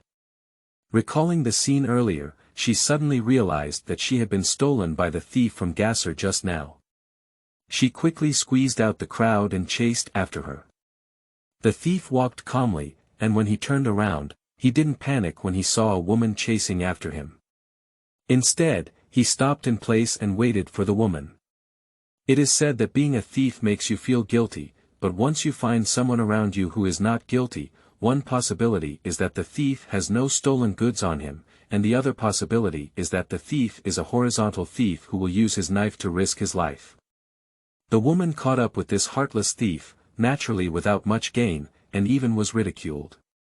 She stood anxiously in place, looking around, and her heart became flustered. At this moment, Li Huqiu walked in from outside with both hands in his pockets and happened to see the woman's anxious expression. Li Huqiu was stunned for a moment just by a glance. Chapter 7. Mother and Son, Should We Know Each Other When Meeting? You are listening at novelfull.audio. In a man's heart, there is always a woman who is the most beautiful. This woman is never more youthful than a man, let alone stunning. This view in a man's heart will accompany him for most of his life, and it will not change until the woman leaves. Because this woman's nickname in men's mouths is Mom. It's really beautiful. Li Huqiu inexplicably wanted to shout out this sentence in his heart. He is not an ordinary person, although he is young. He has already had the experience of traveling with the old cripple to seize the thief king. I've been hanging around the train station all year round, and I've seen countless beautiful women from all over the world. To be honest, in terms of body shape, although not much more beautiful than this woman, it is not without her. In Li Huqiu's eyes, that woman is always the most beautiful at this moment. Just because in his dream, the mother he dreamed of was like this. This woman is actually in her early 30s, but her skin looks as white and tender as a young girl. The fur on his body is dark mink fur, and he is wearing loose-shaped pants made of nickel material and half-high heels. He is not very tall and looks a little over 1.6 meters tall, making him by no means short among women. The reason why she is said to be beautiful is mainly due to her facial features and physical temperament. The moth eyebrows do not lock, but they block the autumn mist in their eyes. The straight and delicate bridge of the nose has a little water light at the tip of the nose, and the slightly flushed face due to anxiety is even more delicate. The lips are as red as cinnabar, and the thickness is suitable. Amidst the wandering gaze, a dignified and beautiful charm is fully displayed. If Li Yuanchao were here, he would definitely recognize this woman as Yan Yuqian, the biological mother of Li Huqiu. Li Huqiu, who is so big, has never seen a woman born so pleasing to the eye before. Just a glance makes him feel warm. He looked foolish and forgot all the big things he had to do today. He could clearly see the urgency in a woman's eyes, and an inexplicable anxiety from the bottom of his heart urged Li Huqiu. He felt that he must quickly resolve the woman's worries, otherwise he would have to worry about the heartache first. This feeling is somewhat unbelievable for Li Huqiu. This woman's real age can be his mother. What Li Huqiu didn't know was that this woman was the person who gave birth to him more than a decade ago, and also the person who loves him the most in the world. The reason why she came to Hacheng in the south, where spring is already warm and flowers are blooming, but there are occasional zero-temperature seasons in the north, is to find her son Li Huqiu. Every year, she travels thousands of miles to find her son, trying her luck and hoping that one day, God will pity her and give her the opportunity to find her son. Even if she couldn't find it, or if one day she brushed past her son and met each other, even if it was just a fleeting glance, they still didn't know each other, but at least she had met her son. This kind of concern for Li Huqiu is unknown, but it is natural for mother and son to be connected. The incredible emotion in Li Huqiu's heart came from the mother-son bond that had already merged into his bones and blood. He almost ran at a fast pace, catching up with Zhang Taijun and reaching out to pat his shoulder. Despite his fast footsteps, his movements were incredibly light and agile. Zhang Taijun, who was nimble in his ears and eyes, didn't realize that Li Huqiu was catching up until his hand touched his shoulder. He turned around and glared, asking, "What are you doing? Do you want to cut in a bit or evenly distribute a portion?" Cutting in is a jargon that means meddling in your own business. Unifying a portion means that there is a share in the audience. Li Huqiu said you joined the big flag pole, didn't you? How did you run back to the South Station to work? Zhang Taijun raised his neck and provoked, saying, "I'm here soon, you're not allowed to do anything." Li Huqiu grinned at him and said, "How dare I? Who wouldn't know that your Iron Army elder brother has horizontal stripes on his hands and his hands are black? Who wouldn't give you some face among the gangsters in the Ha City territory? Even those old men who don't understand human language would say hello when they come to you. I know you are Iron Army elder brother." Zhang Taijun is confused even if he doesn't praise him, which made Li Huqiu a few words of praise confused. He came to find trouble today and made it clear that he had crossed the line. But Li Huqiu's reaction was somewhat strange. When Li Huqiu arrived in Hacheng at the age of 6, it was Zhang Taijun who used a red sleeve hoop to trick him into getting on a pirate ship. They had been in the same gang for 8 years, and even if Zhang Taijun didn't know much about Li Huqiu's personality, he knew at least that this kid had ruthless hands. Today's reaction didn't seem like a fight, but rather like intentionally approaching himself. Zhang Taijun suddenly realized. Looking down, the canvas bag looked motionless on the outside, but the feeling in his hands told him that it was already empty inside. Zhang Taijun knew that Li Huqiu was skilled, but he was never convinced. The old cripple always said that Li Huqiu's work was slightly better than his, and in his heart, Zhang Taijun even thought about competing with Li Huqiu for this. Today's facts tell him that the old cripple's words have actually saved him face. Being a big thief and letting others take out their bags without even realizing it is already a very unfortunate thing. If someone unknowingly opens the bag, takes out the things, and then restores the bag to its original state, it is equivalent to embarrassing oneself and throwing it at grandma's house. Zhang Taijun became angry with embarrassment, and when he looked at Li Huqiu again, he found that he had already walked up to the woman who had lost his things. Li Huqiu walked straight to the woman who made his heart unconsciously slow. "Ah, auntie, did you drop something?" said nervously. Yan Yuqian was taken aback and carefully examined the young man in front of her. Li Huqiu looks like his mother, but his figure resembles Li Yuanchao. He is young and tall. It looks like 16 or 17, or even bigger. She couldn't help but think that her child is already 15 years old and not much different in size from this child. It's not wrong to call this child auntie. She knew exactly how the thing was lost, and no matter what the child said, she had reason to believe that what she lost was related to the child. She had a preconceived belief in her heart that the child was at least 16 years old and would not associate him with her own son at all. Before confirming the integrity of the things, she naturally wouldn't give the young and inexperienced thief in front of her a too good expression. She nodded, her expression not surprised. She let out a sigh and said, "I lost something, why? Did you pick it up?" Li Huqiu handed her the shopping mall packaging bag in his hand and said, "Take a look, there's nothing missing. It shouldn't be missing. If it's not right, just tell me what's missing, and I'll go help you pick it up." Perhaps it was because Yan Yuqian's vigilance and suspicion cut off the natural and mysterious connection between mother and son. When he said these words, his expression was already much more vivid, and the palpitations he had just felt disappeared. "Pick it up." Yan Yuqian listened very clearly and felt that the boy's speech was a bit strange, but the smell of white teeth and laundry detergent on his body showed that he was very different from the dirty and foul-mouthed little rascal just now. Yan Yu took the things and carefully checked them before.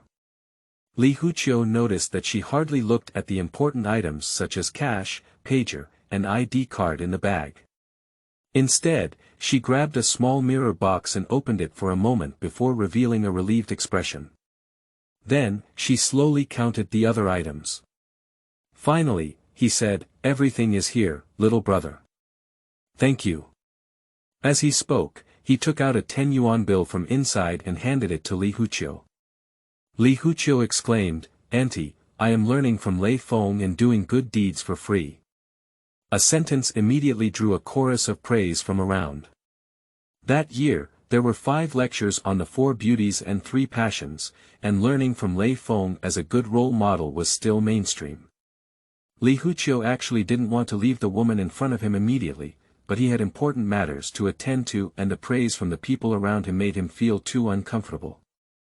He ran away and squeezed out of the crowd.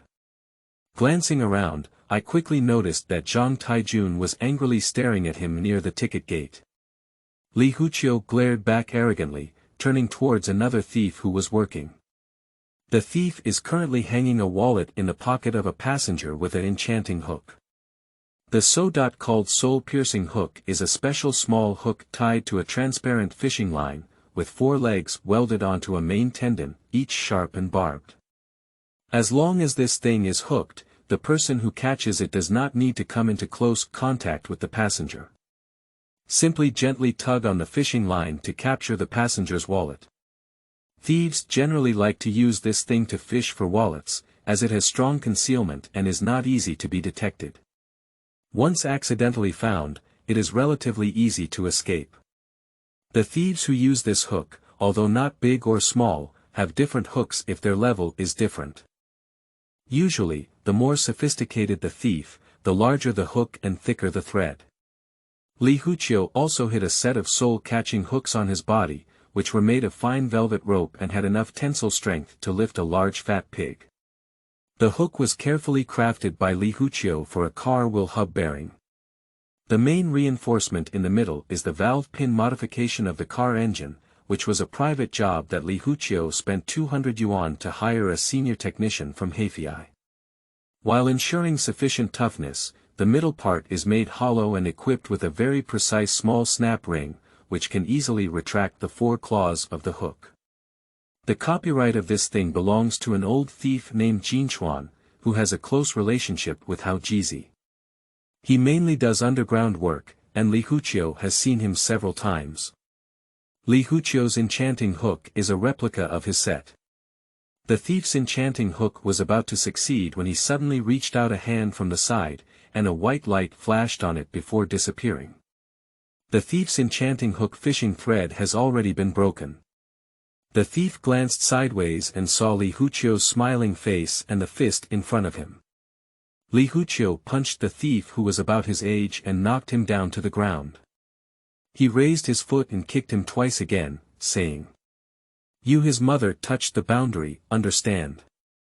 Go back and tell Big Flagpole that if he dares to send someone to touch the boundary again, I will cut off the right hand of the person sent." Zhang Taijun ran from the other side, rushed up and kicked Li Huqiu in the crotch. Zhang Taijun, who is almost 30 years old, is a strong person who has practiced basic martial arts for 2 days, so his leg strength is very heavy.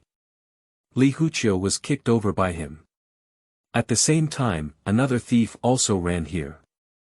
Li Huqiu's body, which was supported by one hand, was not completely kicked down. He performed a one-armed somersault in place, and when he landed, he stood up and kicked the thief in the chest. Kicked him upside down and fell hard. Zhang Taijun pulled out a short stick from his sleeve, and Li Huqiu squinted at him, neither of them moving. A fierce battle is about to unfold. Chapter 8. Young Eagles, Old Thieves, illustrated by the Poor Dagger. You are listening at Novel Full.audio. The difference between men is usually not noticeable, only when things happen and they face each other face-to-face can the difference be seen. Li Huqiu and Zhang Taijun were both trained by Hao Jizi. Zhang Taijun was eliminated, and Li Huqiu emerged from the blue. The difference between the two is the eagle and the sparrow. Sparrows can never build their nests without the eaves and treetops, while chicks flapping their wings may not take off, but they already have the atmosphere of fighting in the sky. The pride rooted in Li Huqiu's bones and blood made him unwilling to accept others. He worked hard and diligently, finally honing his ability to go astray.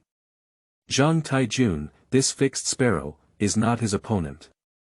Li Huqiu grabbed the wooden stick in Zhang Tiejuan's hand with one hand, stepped close and tripped Zhang Tiejuan's supporting leg.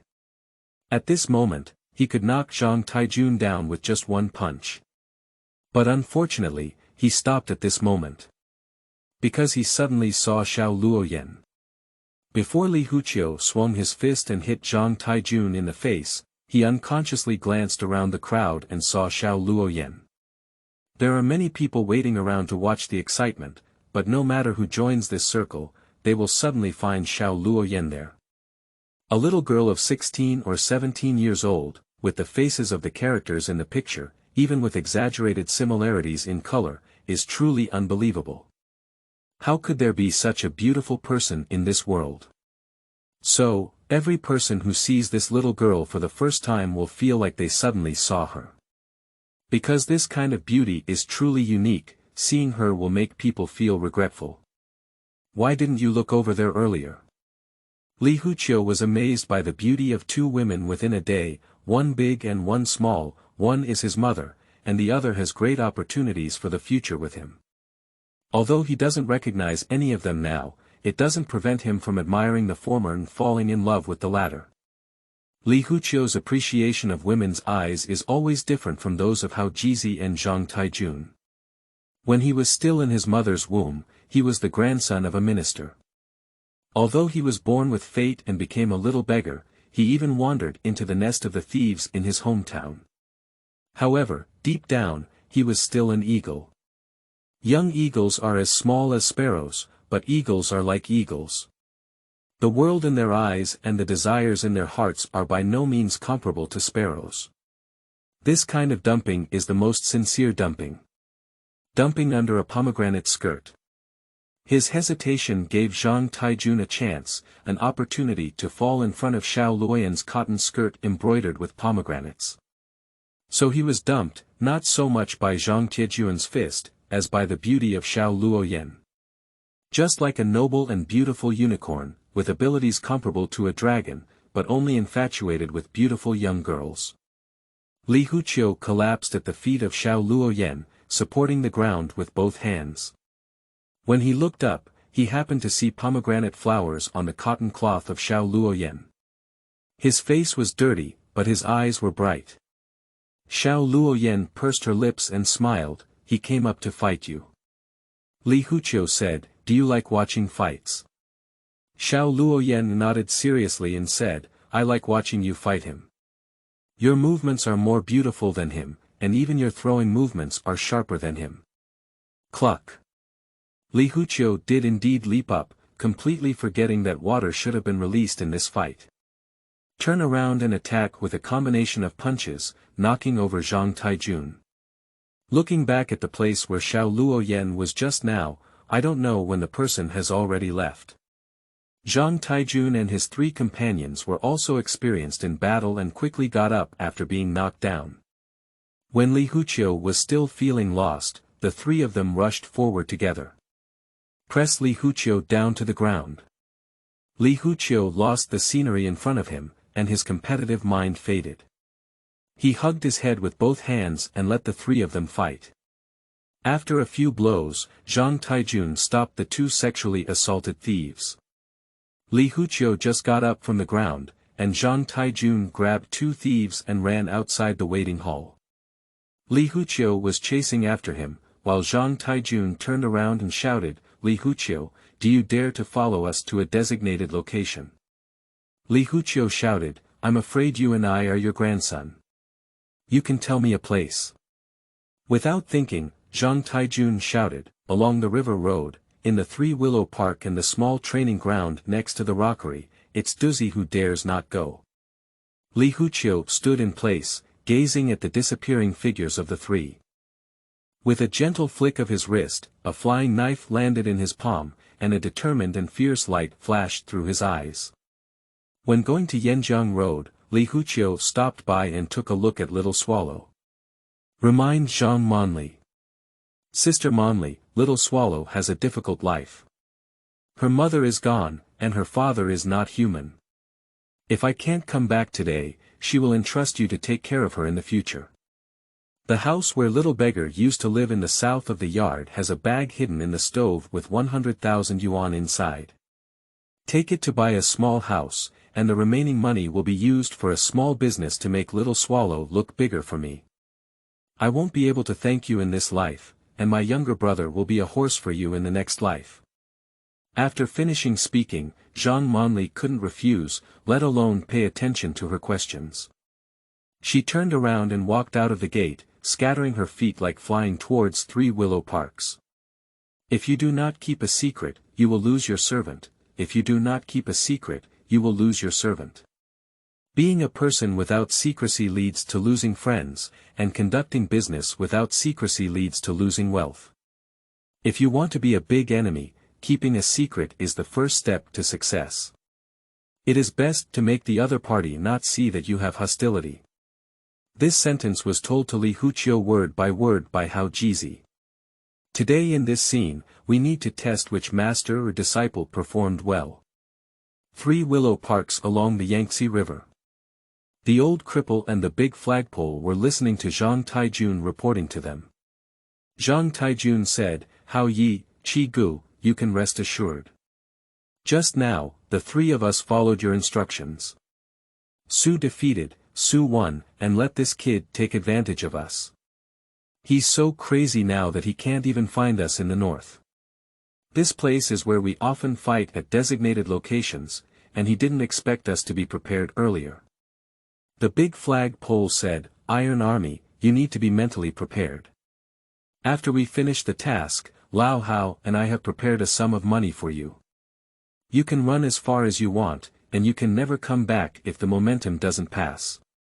Hao Jizi continued, "We're not going to beat him up, we're going to kill him, chop him up and throw him into a burlap bag, completely sink the river, and in the future, we won't be caught by Lei Zi. Once a murder and dismemberment case is committed, it's a big crime of eating peanuts.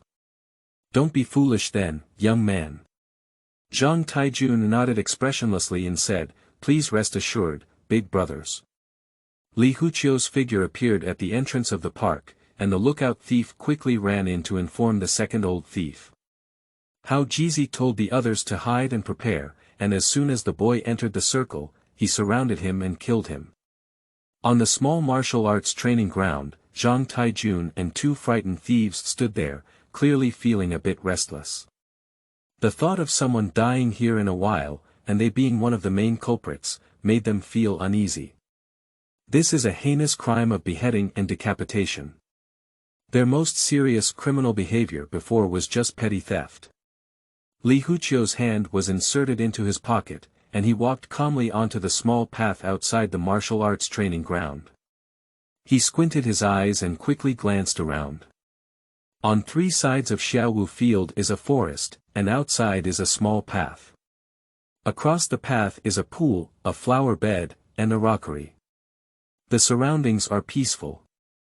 Only Zhang Taijun and 2 thieves stood in the center of the small martial arts field waiting for him. Li Huqiu strolled over and without hesitation walked into the center of the martial arts field. Said. Zhang Taijun, I'm here. How the hell do you want to die? The trees and grass in the forest are dense, and there are drainage ditches around for a few days. Hao Jizi, Big Flag Pole, and others are lurking here, watching Li Huqiu enter the circle. Hao Jizi let out a whistle and led someone to climb up from the ditch. This guy is leaning on crutches, and his 3-legged movements are quite agile. Li Huqiu, you're crazy, little one.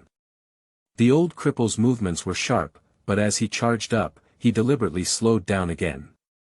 Let's go up together and kill this little rabbit. This guy shouted the loudest, but he fell to the end. A cold light flashed, and Li Huqiu took out a flying knife in his hand, stabbing and running on the thigh of the second flag pole at the forefront. This guy let out a scream and fell to the ground. When Li Huqiu raised his hand, he had another throwing knife in his hand. He shouted, whoever dares to come here, I'll pierce his throat. Li Huqiu shook his hand with a flying knife, and a cold light rushed straight towards Hao Jizi. Hao Jizi was scared out of his wits and thought it was over. Unexpectedly, he heard a sudden sound in his ear, and when he opened his eyes, he saw that Li Huqiu's flying knife was piercing his crutch. Li Huqiu said coldly, this is a warning for you. If you continue to fight with me, I will stab your throat with the next blow. The big flag pole led people to block the direction of the martial arts field towards the path. Faced with Li Huqiu's elusive flying sword, he didn't dare to step forward and stood in the crowd, saying, Li Huqiu, don't blame us for not being righteous. With so many people hitting you alone, it's just that you're too crazy. You didn't leave room for us seniors. You took over the house and territory of the old cripple, and even took away my woman. You must pay back these 2 debts today. Li Huqiu looked up at the sun, about a little over 1 o'clock. He threw the 3rd flying knife in his hand onto the ground and said with a bachelor's voice, don't you just want to beat me up and take a breath? You too, who are old and immortal, dare to beat me to death. Come on, I'll stretch out my hand for you to tie and beat me up. If you're done, just leave me a breath. After that, he really stretched out his hands and put on a look of being a bachelor like a mermaid. Zhang Taijun glanced at the old cripple and the big flagpole, and the latter too nodded at him. The meaning is that you come and tie him up. Zhang Taijun took out a set of enchanting hooks from his arms and tied Li Huqiu's hands upside down with the fine velvet rope on the hooks. Hao Jizi shouted, use a dragon binding sleeve to tie him up, and feel if he still has a flying knife on him. Zhang Taijun tied Li Huqiu up according to his words.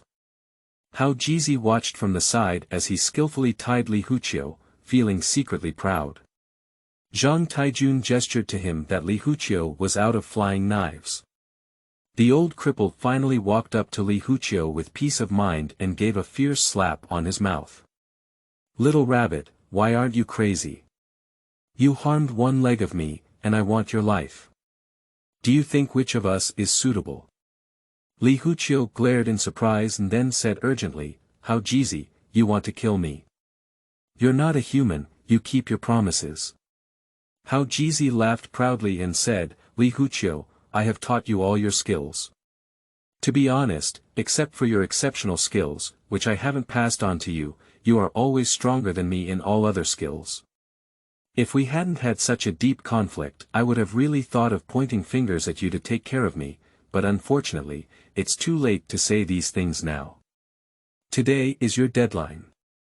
Li Huqiu shouted, wait a minute, I have a few words to say, you know my skill has already been developed. I have worked hard outside these years. I also lost the big goods when I returned to the North Station last time. There is a jade pendant there. I showed it to the big counter of Baoqing. He said it could be at least 150,000 yuan. If you let me say these words, I can close my eyes even when I die. I will tell you where these things are hidden. Upon hearing the number of 150,000, the big flag pole suddenly became energized and pushed forward to approach Li Huqiu. The old cripple was equally invigorated. Li Huqiu said that I was dying anyway. Before I died, I would like to ask you a few things. If you help me, I will tell you where to hide my things. In addition, I have a bank book of 100,000 yuan, which is hidden there. I will also tell you the password. Hao Jizi looked coldly at the thief beside him and said, "Go 2 people to the park gate and watch. If there is any situation, come back immediately and say hello." He then said to Li Huqiu, "If you have anything to ask, tell me. Also, I advise you not to procrastinate and wait for old Chen's dream. If you have any farts, release them quickly, otherwise your body will be cold when he comes." Li Huqiu asked, "You are so honest in front of me these days, pretending to be a ground beetle. How can you confuse me?" The old cripple nodded proudly and said, "Yes, otherwise you would not have killed me earlier." Li Huqiu said loudly, "You are playing beautifully. Remember that you taught me, and don't let the other party not see that you are hostile. I forget all about it after I learned it, and I will not be wronged for death." Hao Qizi was proud, the impatience on his face decreased slightly, and Big Flag Pole urged him anxiously. "Don't fold willows here, little bunny." Li Huqiu looked at him disdainfully and said, "I don't have any patience at all. At first glance, you're just a restless person. No wonder you've been unable to compete with my master in the past. Don't worry, I still have one last wish to fulfill. As long as I fulfill this wish, I'll immediately tell you where to hide things." Hao Jizi said with a cold face, "What wish? You say, master will fulfill you." His tone was filled with regret and appreciation. Li Huqiu stared at him in the eyes and said, "I am also a thief in the underworld. I want to bring a unique skill that I have not learned in the mortal world to the underworld. You can perform another act of taking off your robe in front of me, give me the trick, and I will immediately tell you where to hide things." Hao Jizi's expression changed and he stared into Li Huqiu's eyes. After hesitating for a moment, he nodded and said, "I will fulfill you. After speaking, instruct others to stay away and not to eavesdrop or peek." Zhang Taijun waved his hand and everyone followed him to retreat, leaving only the big flag pole and hammer as targets on the side. After the old cripple loosened his muscles and bones, he suddenly threw his body vigorously in front of the big flag pole, threw away his crutches, and reached out to grab the shoulder of the big flag pole. A faint white light flashed between his index finger, and Li Huqiu could clearly see that it was a roller between his fingers. The old cripple inserted his other hand into the waist of the big flagpole, got into its embrace, and then took it out. The entire action needs to be seen clearly with a high-power camera. Without special training, the human eye cannot see clearly, and Li Huqiu's 2 eyes shine brightly. When the old cripple pulled his hand back, he already had a vest inside the big flag pole in his hand. And the big flag pole suddenly didn't realize it. The old cripple said, "The technique of taking off one's robe and giving way is what you just saw. In addition to practicing diligently, remember one robe and one character to ensure that you can practice in the underworld. Additionally, I have to tell you that the greatest function of this skill is not to steal someone else's, but to help oneself get out. With this skill, even the 64-pound iron handcuffs cannot be trapped." Li Huqiu nodded and said, "It's indeed a good technique. No wonder you deserve to become the king of Chinese thieves. Alright, from today on, I'll sit for you in this position." After that, his hands, which were tied behind him, suddenly gained freedom. Then, with a flash of white light on his hand, he had already added a flying knife. With a flick of his hand, he plunged into the crucial part of the thigh root of the big flagpole. The big flagpole fell to the ground in pain, trembling all over with pain. Li Huqiu spat at him and said coldly, "This knife was made for Sister Monli. In the future, those who work on Hacheng Road can call you Duke Qi, provided that you can survive today. Then, with a flash of white light in his hand, a fifth flying knife appeared. Old cripple, it's your turn. Chapter 9. Sunshine, Spring Flowers, and the Return of the Quiet Swallow. You are listening at Novel Full.audio. The most important thing for a truly strong person is not how many times they have overcome people who are not as good as themselves, but how many times they have overcome yesterday's self.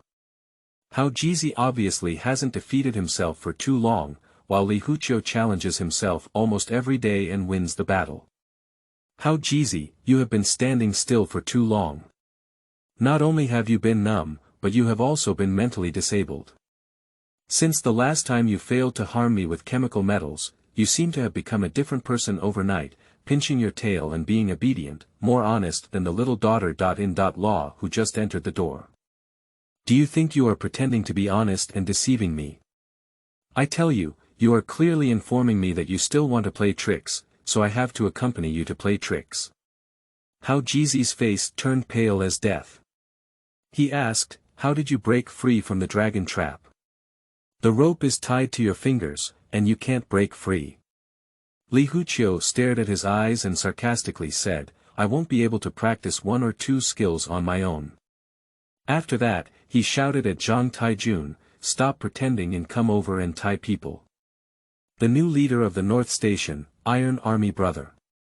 Upon hearing this, how Jeezy was thunderous and enlightened, in an instant, everything was understood. No wonder Li Huqiu still had a flying knife hidden on his body. No wonder Li Huqiu intentionally reached out to Zhang Taijun when he asked someone to tie him up. Zhang Taijun walked over with a grim smile and tied Hao Jeezy up. All the little thieves present chose to remain silent. These two old thieves did not have a high image in their minds. At this moment, breaking the drum with 10,000 people's hammers was exactly what people wanted. Li Huqiu's sharp throwing knife touched Hao's lame face, which was tied like a zongzi, say coldly. You want to kill me and sink my body into the river, but I never thought about it that way. If you just die like this, it's really too cheap for you. I can hear you wake up in your dreams every night. I know it's because you have done too much unethical things. You only have the concept of right and wrong and conscience in your dreams. I should keep you from having nightmares, so that you will never forget the family of 4 who were burned to death by you in your lifetime. People, their ghosts come to haunt you from time to time. Right when Li Huqiu asked this question, he had already arrived as scheduled. Old Chen, who was hiding behind the rockery, couldn't help but feel his trembling hand towards the pistol in his arms. His finger joints had turned blue and white due to excessive force. How Lame was surprised. Don't talk nonsense. I didn't have nightmares, and I didn't dream about Qin Diwang's wife and children. Li Huqiu grabbed his neck and said, Old fox, at this time, I still want to deny it. I said that the 4 people you burned were Qin Diwang's 4. His mother is an old lame donkey who has a guilty conscience. Li Huqiu didn't strike hard, but Hao Jeezy seemed to be suffocated by him, clearly confused by this sudden change. He stuttered and couldn't speak. Li Huqiu continued, it's none of my business for you to burn Chen Duong and his family to death. I'm too lazy to hate you because of this, but you ruined Yanzi and didn't treat her. In the end, you killed Yanzi alive.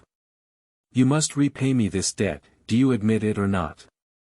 Li Huqiu shouted out the last few words, which shook the already confused Hao Jeezy's liver and gallbladder. Startled, the old cripple nodded and shouted, I admit, Li Huqiu begged you to let go of me. I'm sorry for the swallow, I'm sorry for the little swallow, and I'm even more sorry for the 4 members of the Chen family who were burned alive by me. Please forgive me and don't come looking for me. After saying this, the guy fell to the ground, crying with a headache in his arms. He endured immense pressure in his heart for decades, relying on alcohol anesthesia every day to fall asleep. Chen Duong walked out from behind the rockery with a pistol in hand, his eyes bloodshot, and his trembling hands exposed his inner madness and excitement. Arriving at Hao Jeezy with an unstoppable aura, he raised his hand and fired a shot. The blood was brilliant, and Hao Jizi's other leg was splattered with blood. Chen Duong was still angry and wanted to shoot. Li Huqiu kicked him on the wrist and shouted, shooting one warning shot, I have to explain it to you for the second shot. The blood splattered from Hao Jizi's leg onto Zhang Tiejuan's face, leaving him completely stunned. The only petty thieves around him who followed suit were even more frightened and unsure of what to do. Li Huqiu walked over and kicked on his chest. What are you looking at? Hurry up and squat down, waiting for the government to take action. Li Huqiu cast his gaze outside the park, and Zhang Taijun understood and ran away. The thieves on the ground, except for the restless Qi brothers, ran clean with him.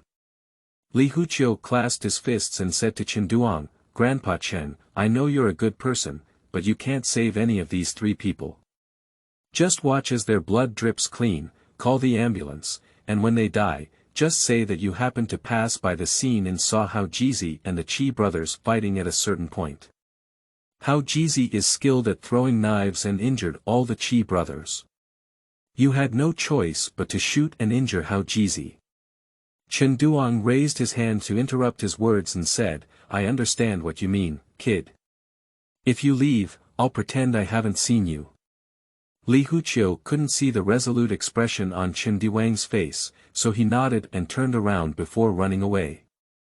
I didn't run far when I heard 3 gunshots coming from behind. When Li Huqiu walked out of the park, he saw police cars approaching the park gate one after another. At first glance, Li Huqiu, who looked like a child, didn't catch anyone's attention and ran home smoothly. Zhang Monli was anxiously waiting.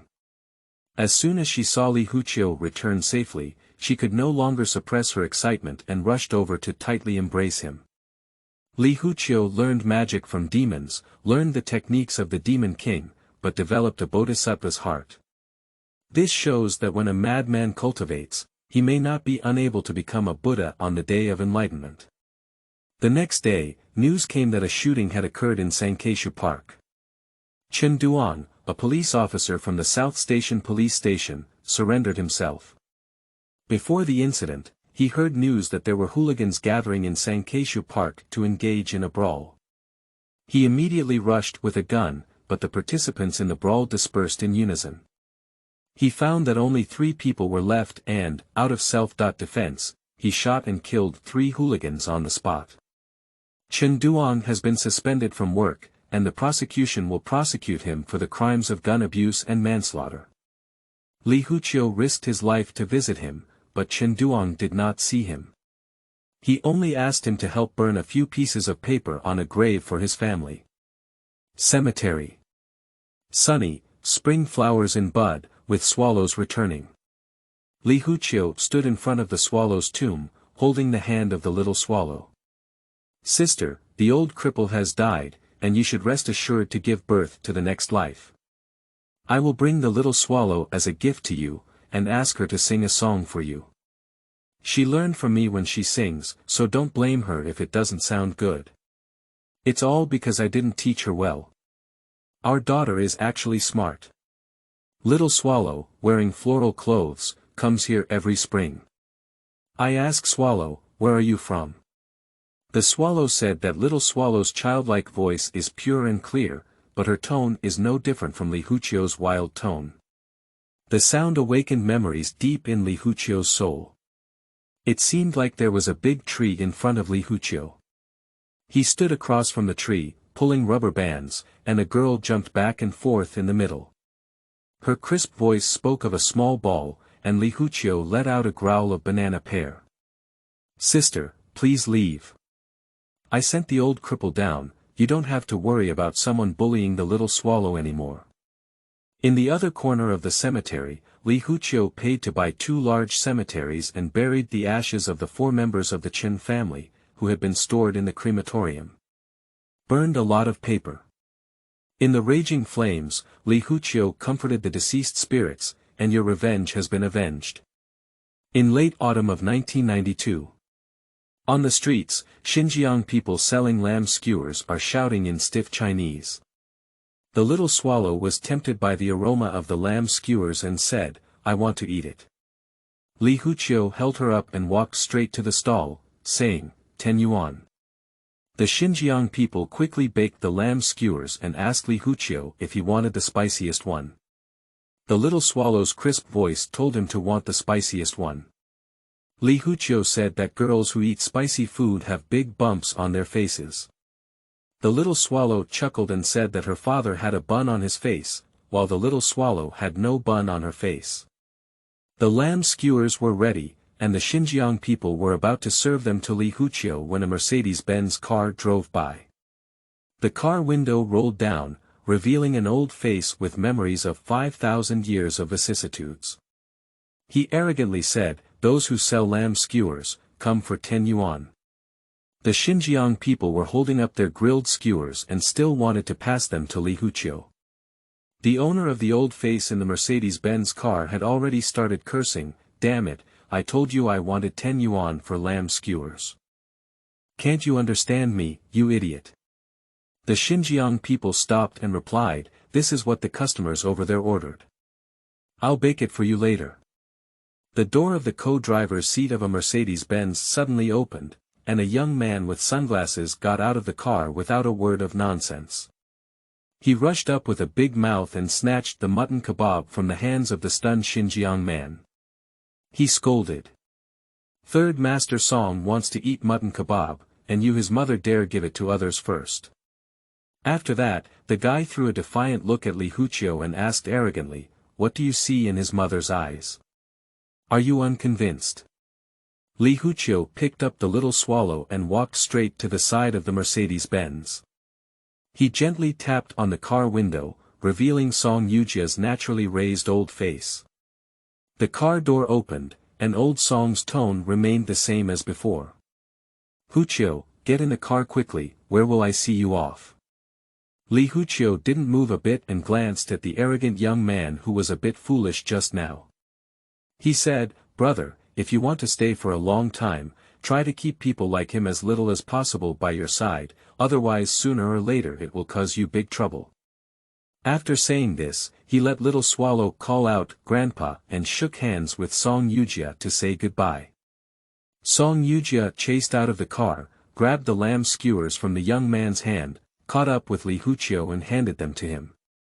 He only said, "Brother, I will remember what you said. Don't carry it on your own if you have something to do. Thinking about my older brother, if he can help, he will definitely go to great lengths." Li Huqiu nodded and said definitely. Song Yujia said, "It must be bullshit. If you did something about the old cripple, it has already spread in the circle. Brother, I know you are a hero, but the truth is that one hero can help 3 people. When you were young, I told you that we all have friends to help us when we really need help." Li Huqiu took the lamb skewers and smiled, saying, "Third brother, if I can't even clean up that old and disabled person, do you think I still deserve to be your brother?" After finishing speaking, he clenched his fists at Song Yujia and turned to leave. His voice floated in the air. "Even if you have the ability to gather 108 heroes, the Communist Party is not the Northern Song dynasty, and you have no chance to recruit them." Long ago, Song Yujia discovered that Li Huqiu had a high level of intelligence and was well organized in his work. "I feel that this child will definitely be extraordinary in the future, so I deliberately cultivate him and introduce any novels that I think are classic to Li Huqiu." At that time, the gang of knives, guns, and cannons had not yet become popular, and Song San was only Song San. He was not the respected third lord in the world, nor was he the boss of Song who had unlimited fame and fortune behind him. Once, after watching the last chapter of Water Margin, Li Huqiu suddenly asked him why the heroes of Liangshan rebelled in order to unite and fight against the imperial court for a living. "You fought with your swords, guns, and cannons all day long, with your heads tied to your belts. This is an ordinary question, just like asking why you live your life. The answer is not profound either. Knives, guns, and cannons are meant to make a name for themselves." Li Huqiu then asked again, "What do you do after becoming famous? If you don't have interests and goals, aren't you a group of fools?" This is no longer a question that Tong Yanwuji can ask. Song San thought carefully, but had no idea. He tried to ask Li Huqiu back, what do you think we should do? Li Huqiu said that you should learn from Jiang Mention and Jing Tu, and do business by colluding with each other to manage and cooperate, be a group of wealthy rascals.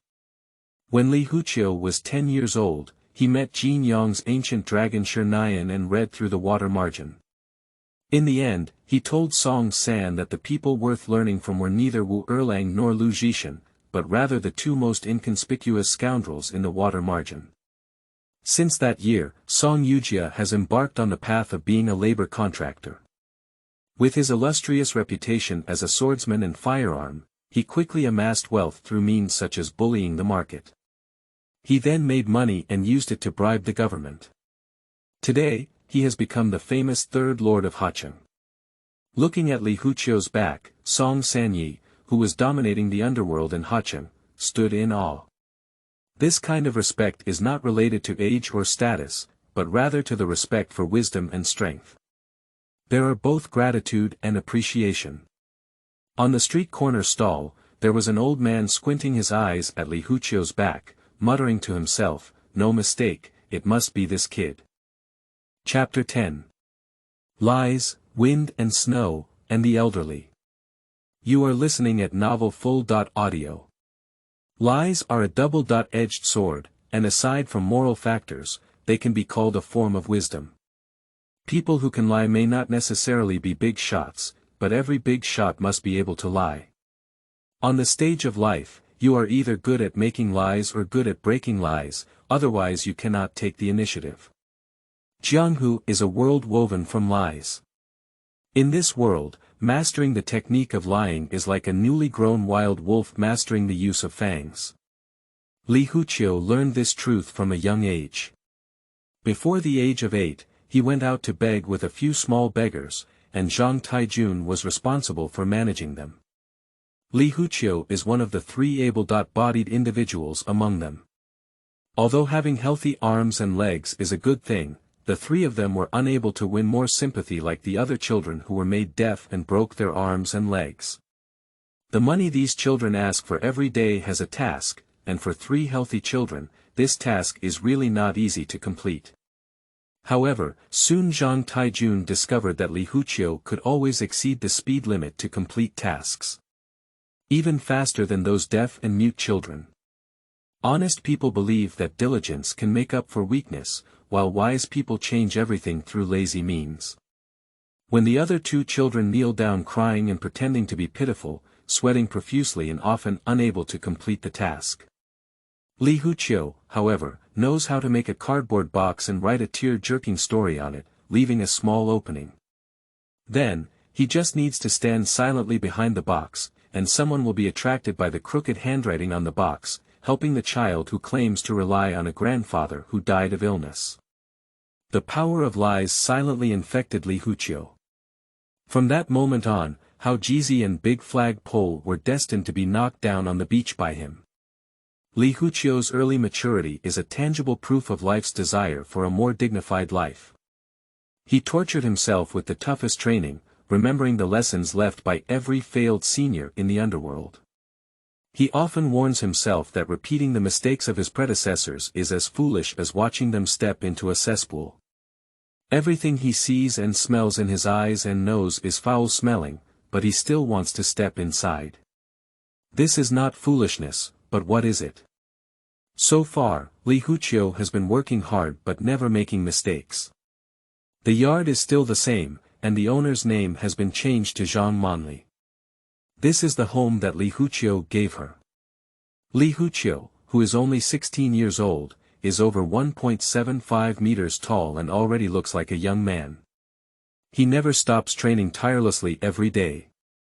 He doesn't know what he'll get if he keeps practicing hard, but he knows very well that if he gets lazy and falls behind, everything he has now will soon be lost.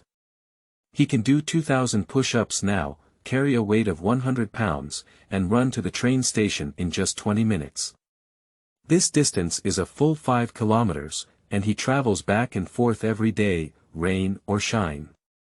After running, in addition to his previous training programs, he also added training on Baguazhang. Li Huqiu has always insisted on practicing this palm technique according to the mnemonic, and when practicing, he still carries a heavy load. However, he fully utilizes the characteristic of the 8 trigrams palm swimming like a dragon. That morning, as usual, he ran back to the courtyard to practice his bagua palm. But he saw 4 large dustpans placed in the middle of the yard, and a wooden dummy placed in the middle of the dustpans. He tied a lead block to his leg and lightly jumped onto the dustpan, stepping on the footsteps of the gossip palm. He quickly rotated around the dummy and occasionally reached out to hit it. The thick cowhide wrapped around the wooden dummy's body is already covered with broken marks everywhere. Walking on a dustpan is a basic light body skill that Li Huqiu began practicing after reaching a high level of skill in bagua palm.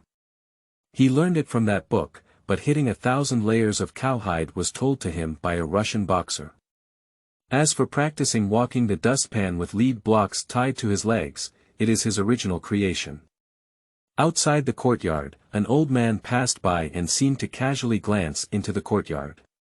The old man could see all the movements of Li Huqiu inside the low wall. Despite knowing that this young man was extraordinary, he couldn't help but be surprised when he saw the situation in the yard. Undercover, no wonder Shuai lost him. This little thief's intelligence is really not average. He actually invented this method of practicing bagua palm, which involves practicing light body martial arts while also practicing palm strength and footwork. This kind of practice completely breaks away from the routine taught by the master. Although this method is not practical for most people, it is obviously suitable for this kid. At a young age, I have already approached the level of dark energy. This is still self-taught. What if there were famous teachers to guide me?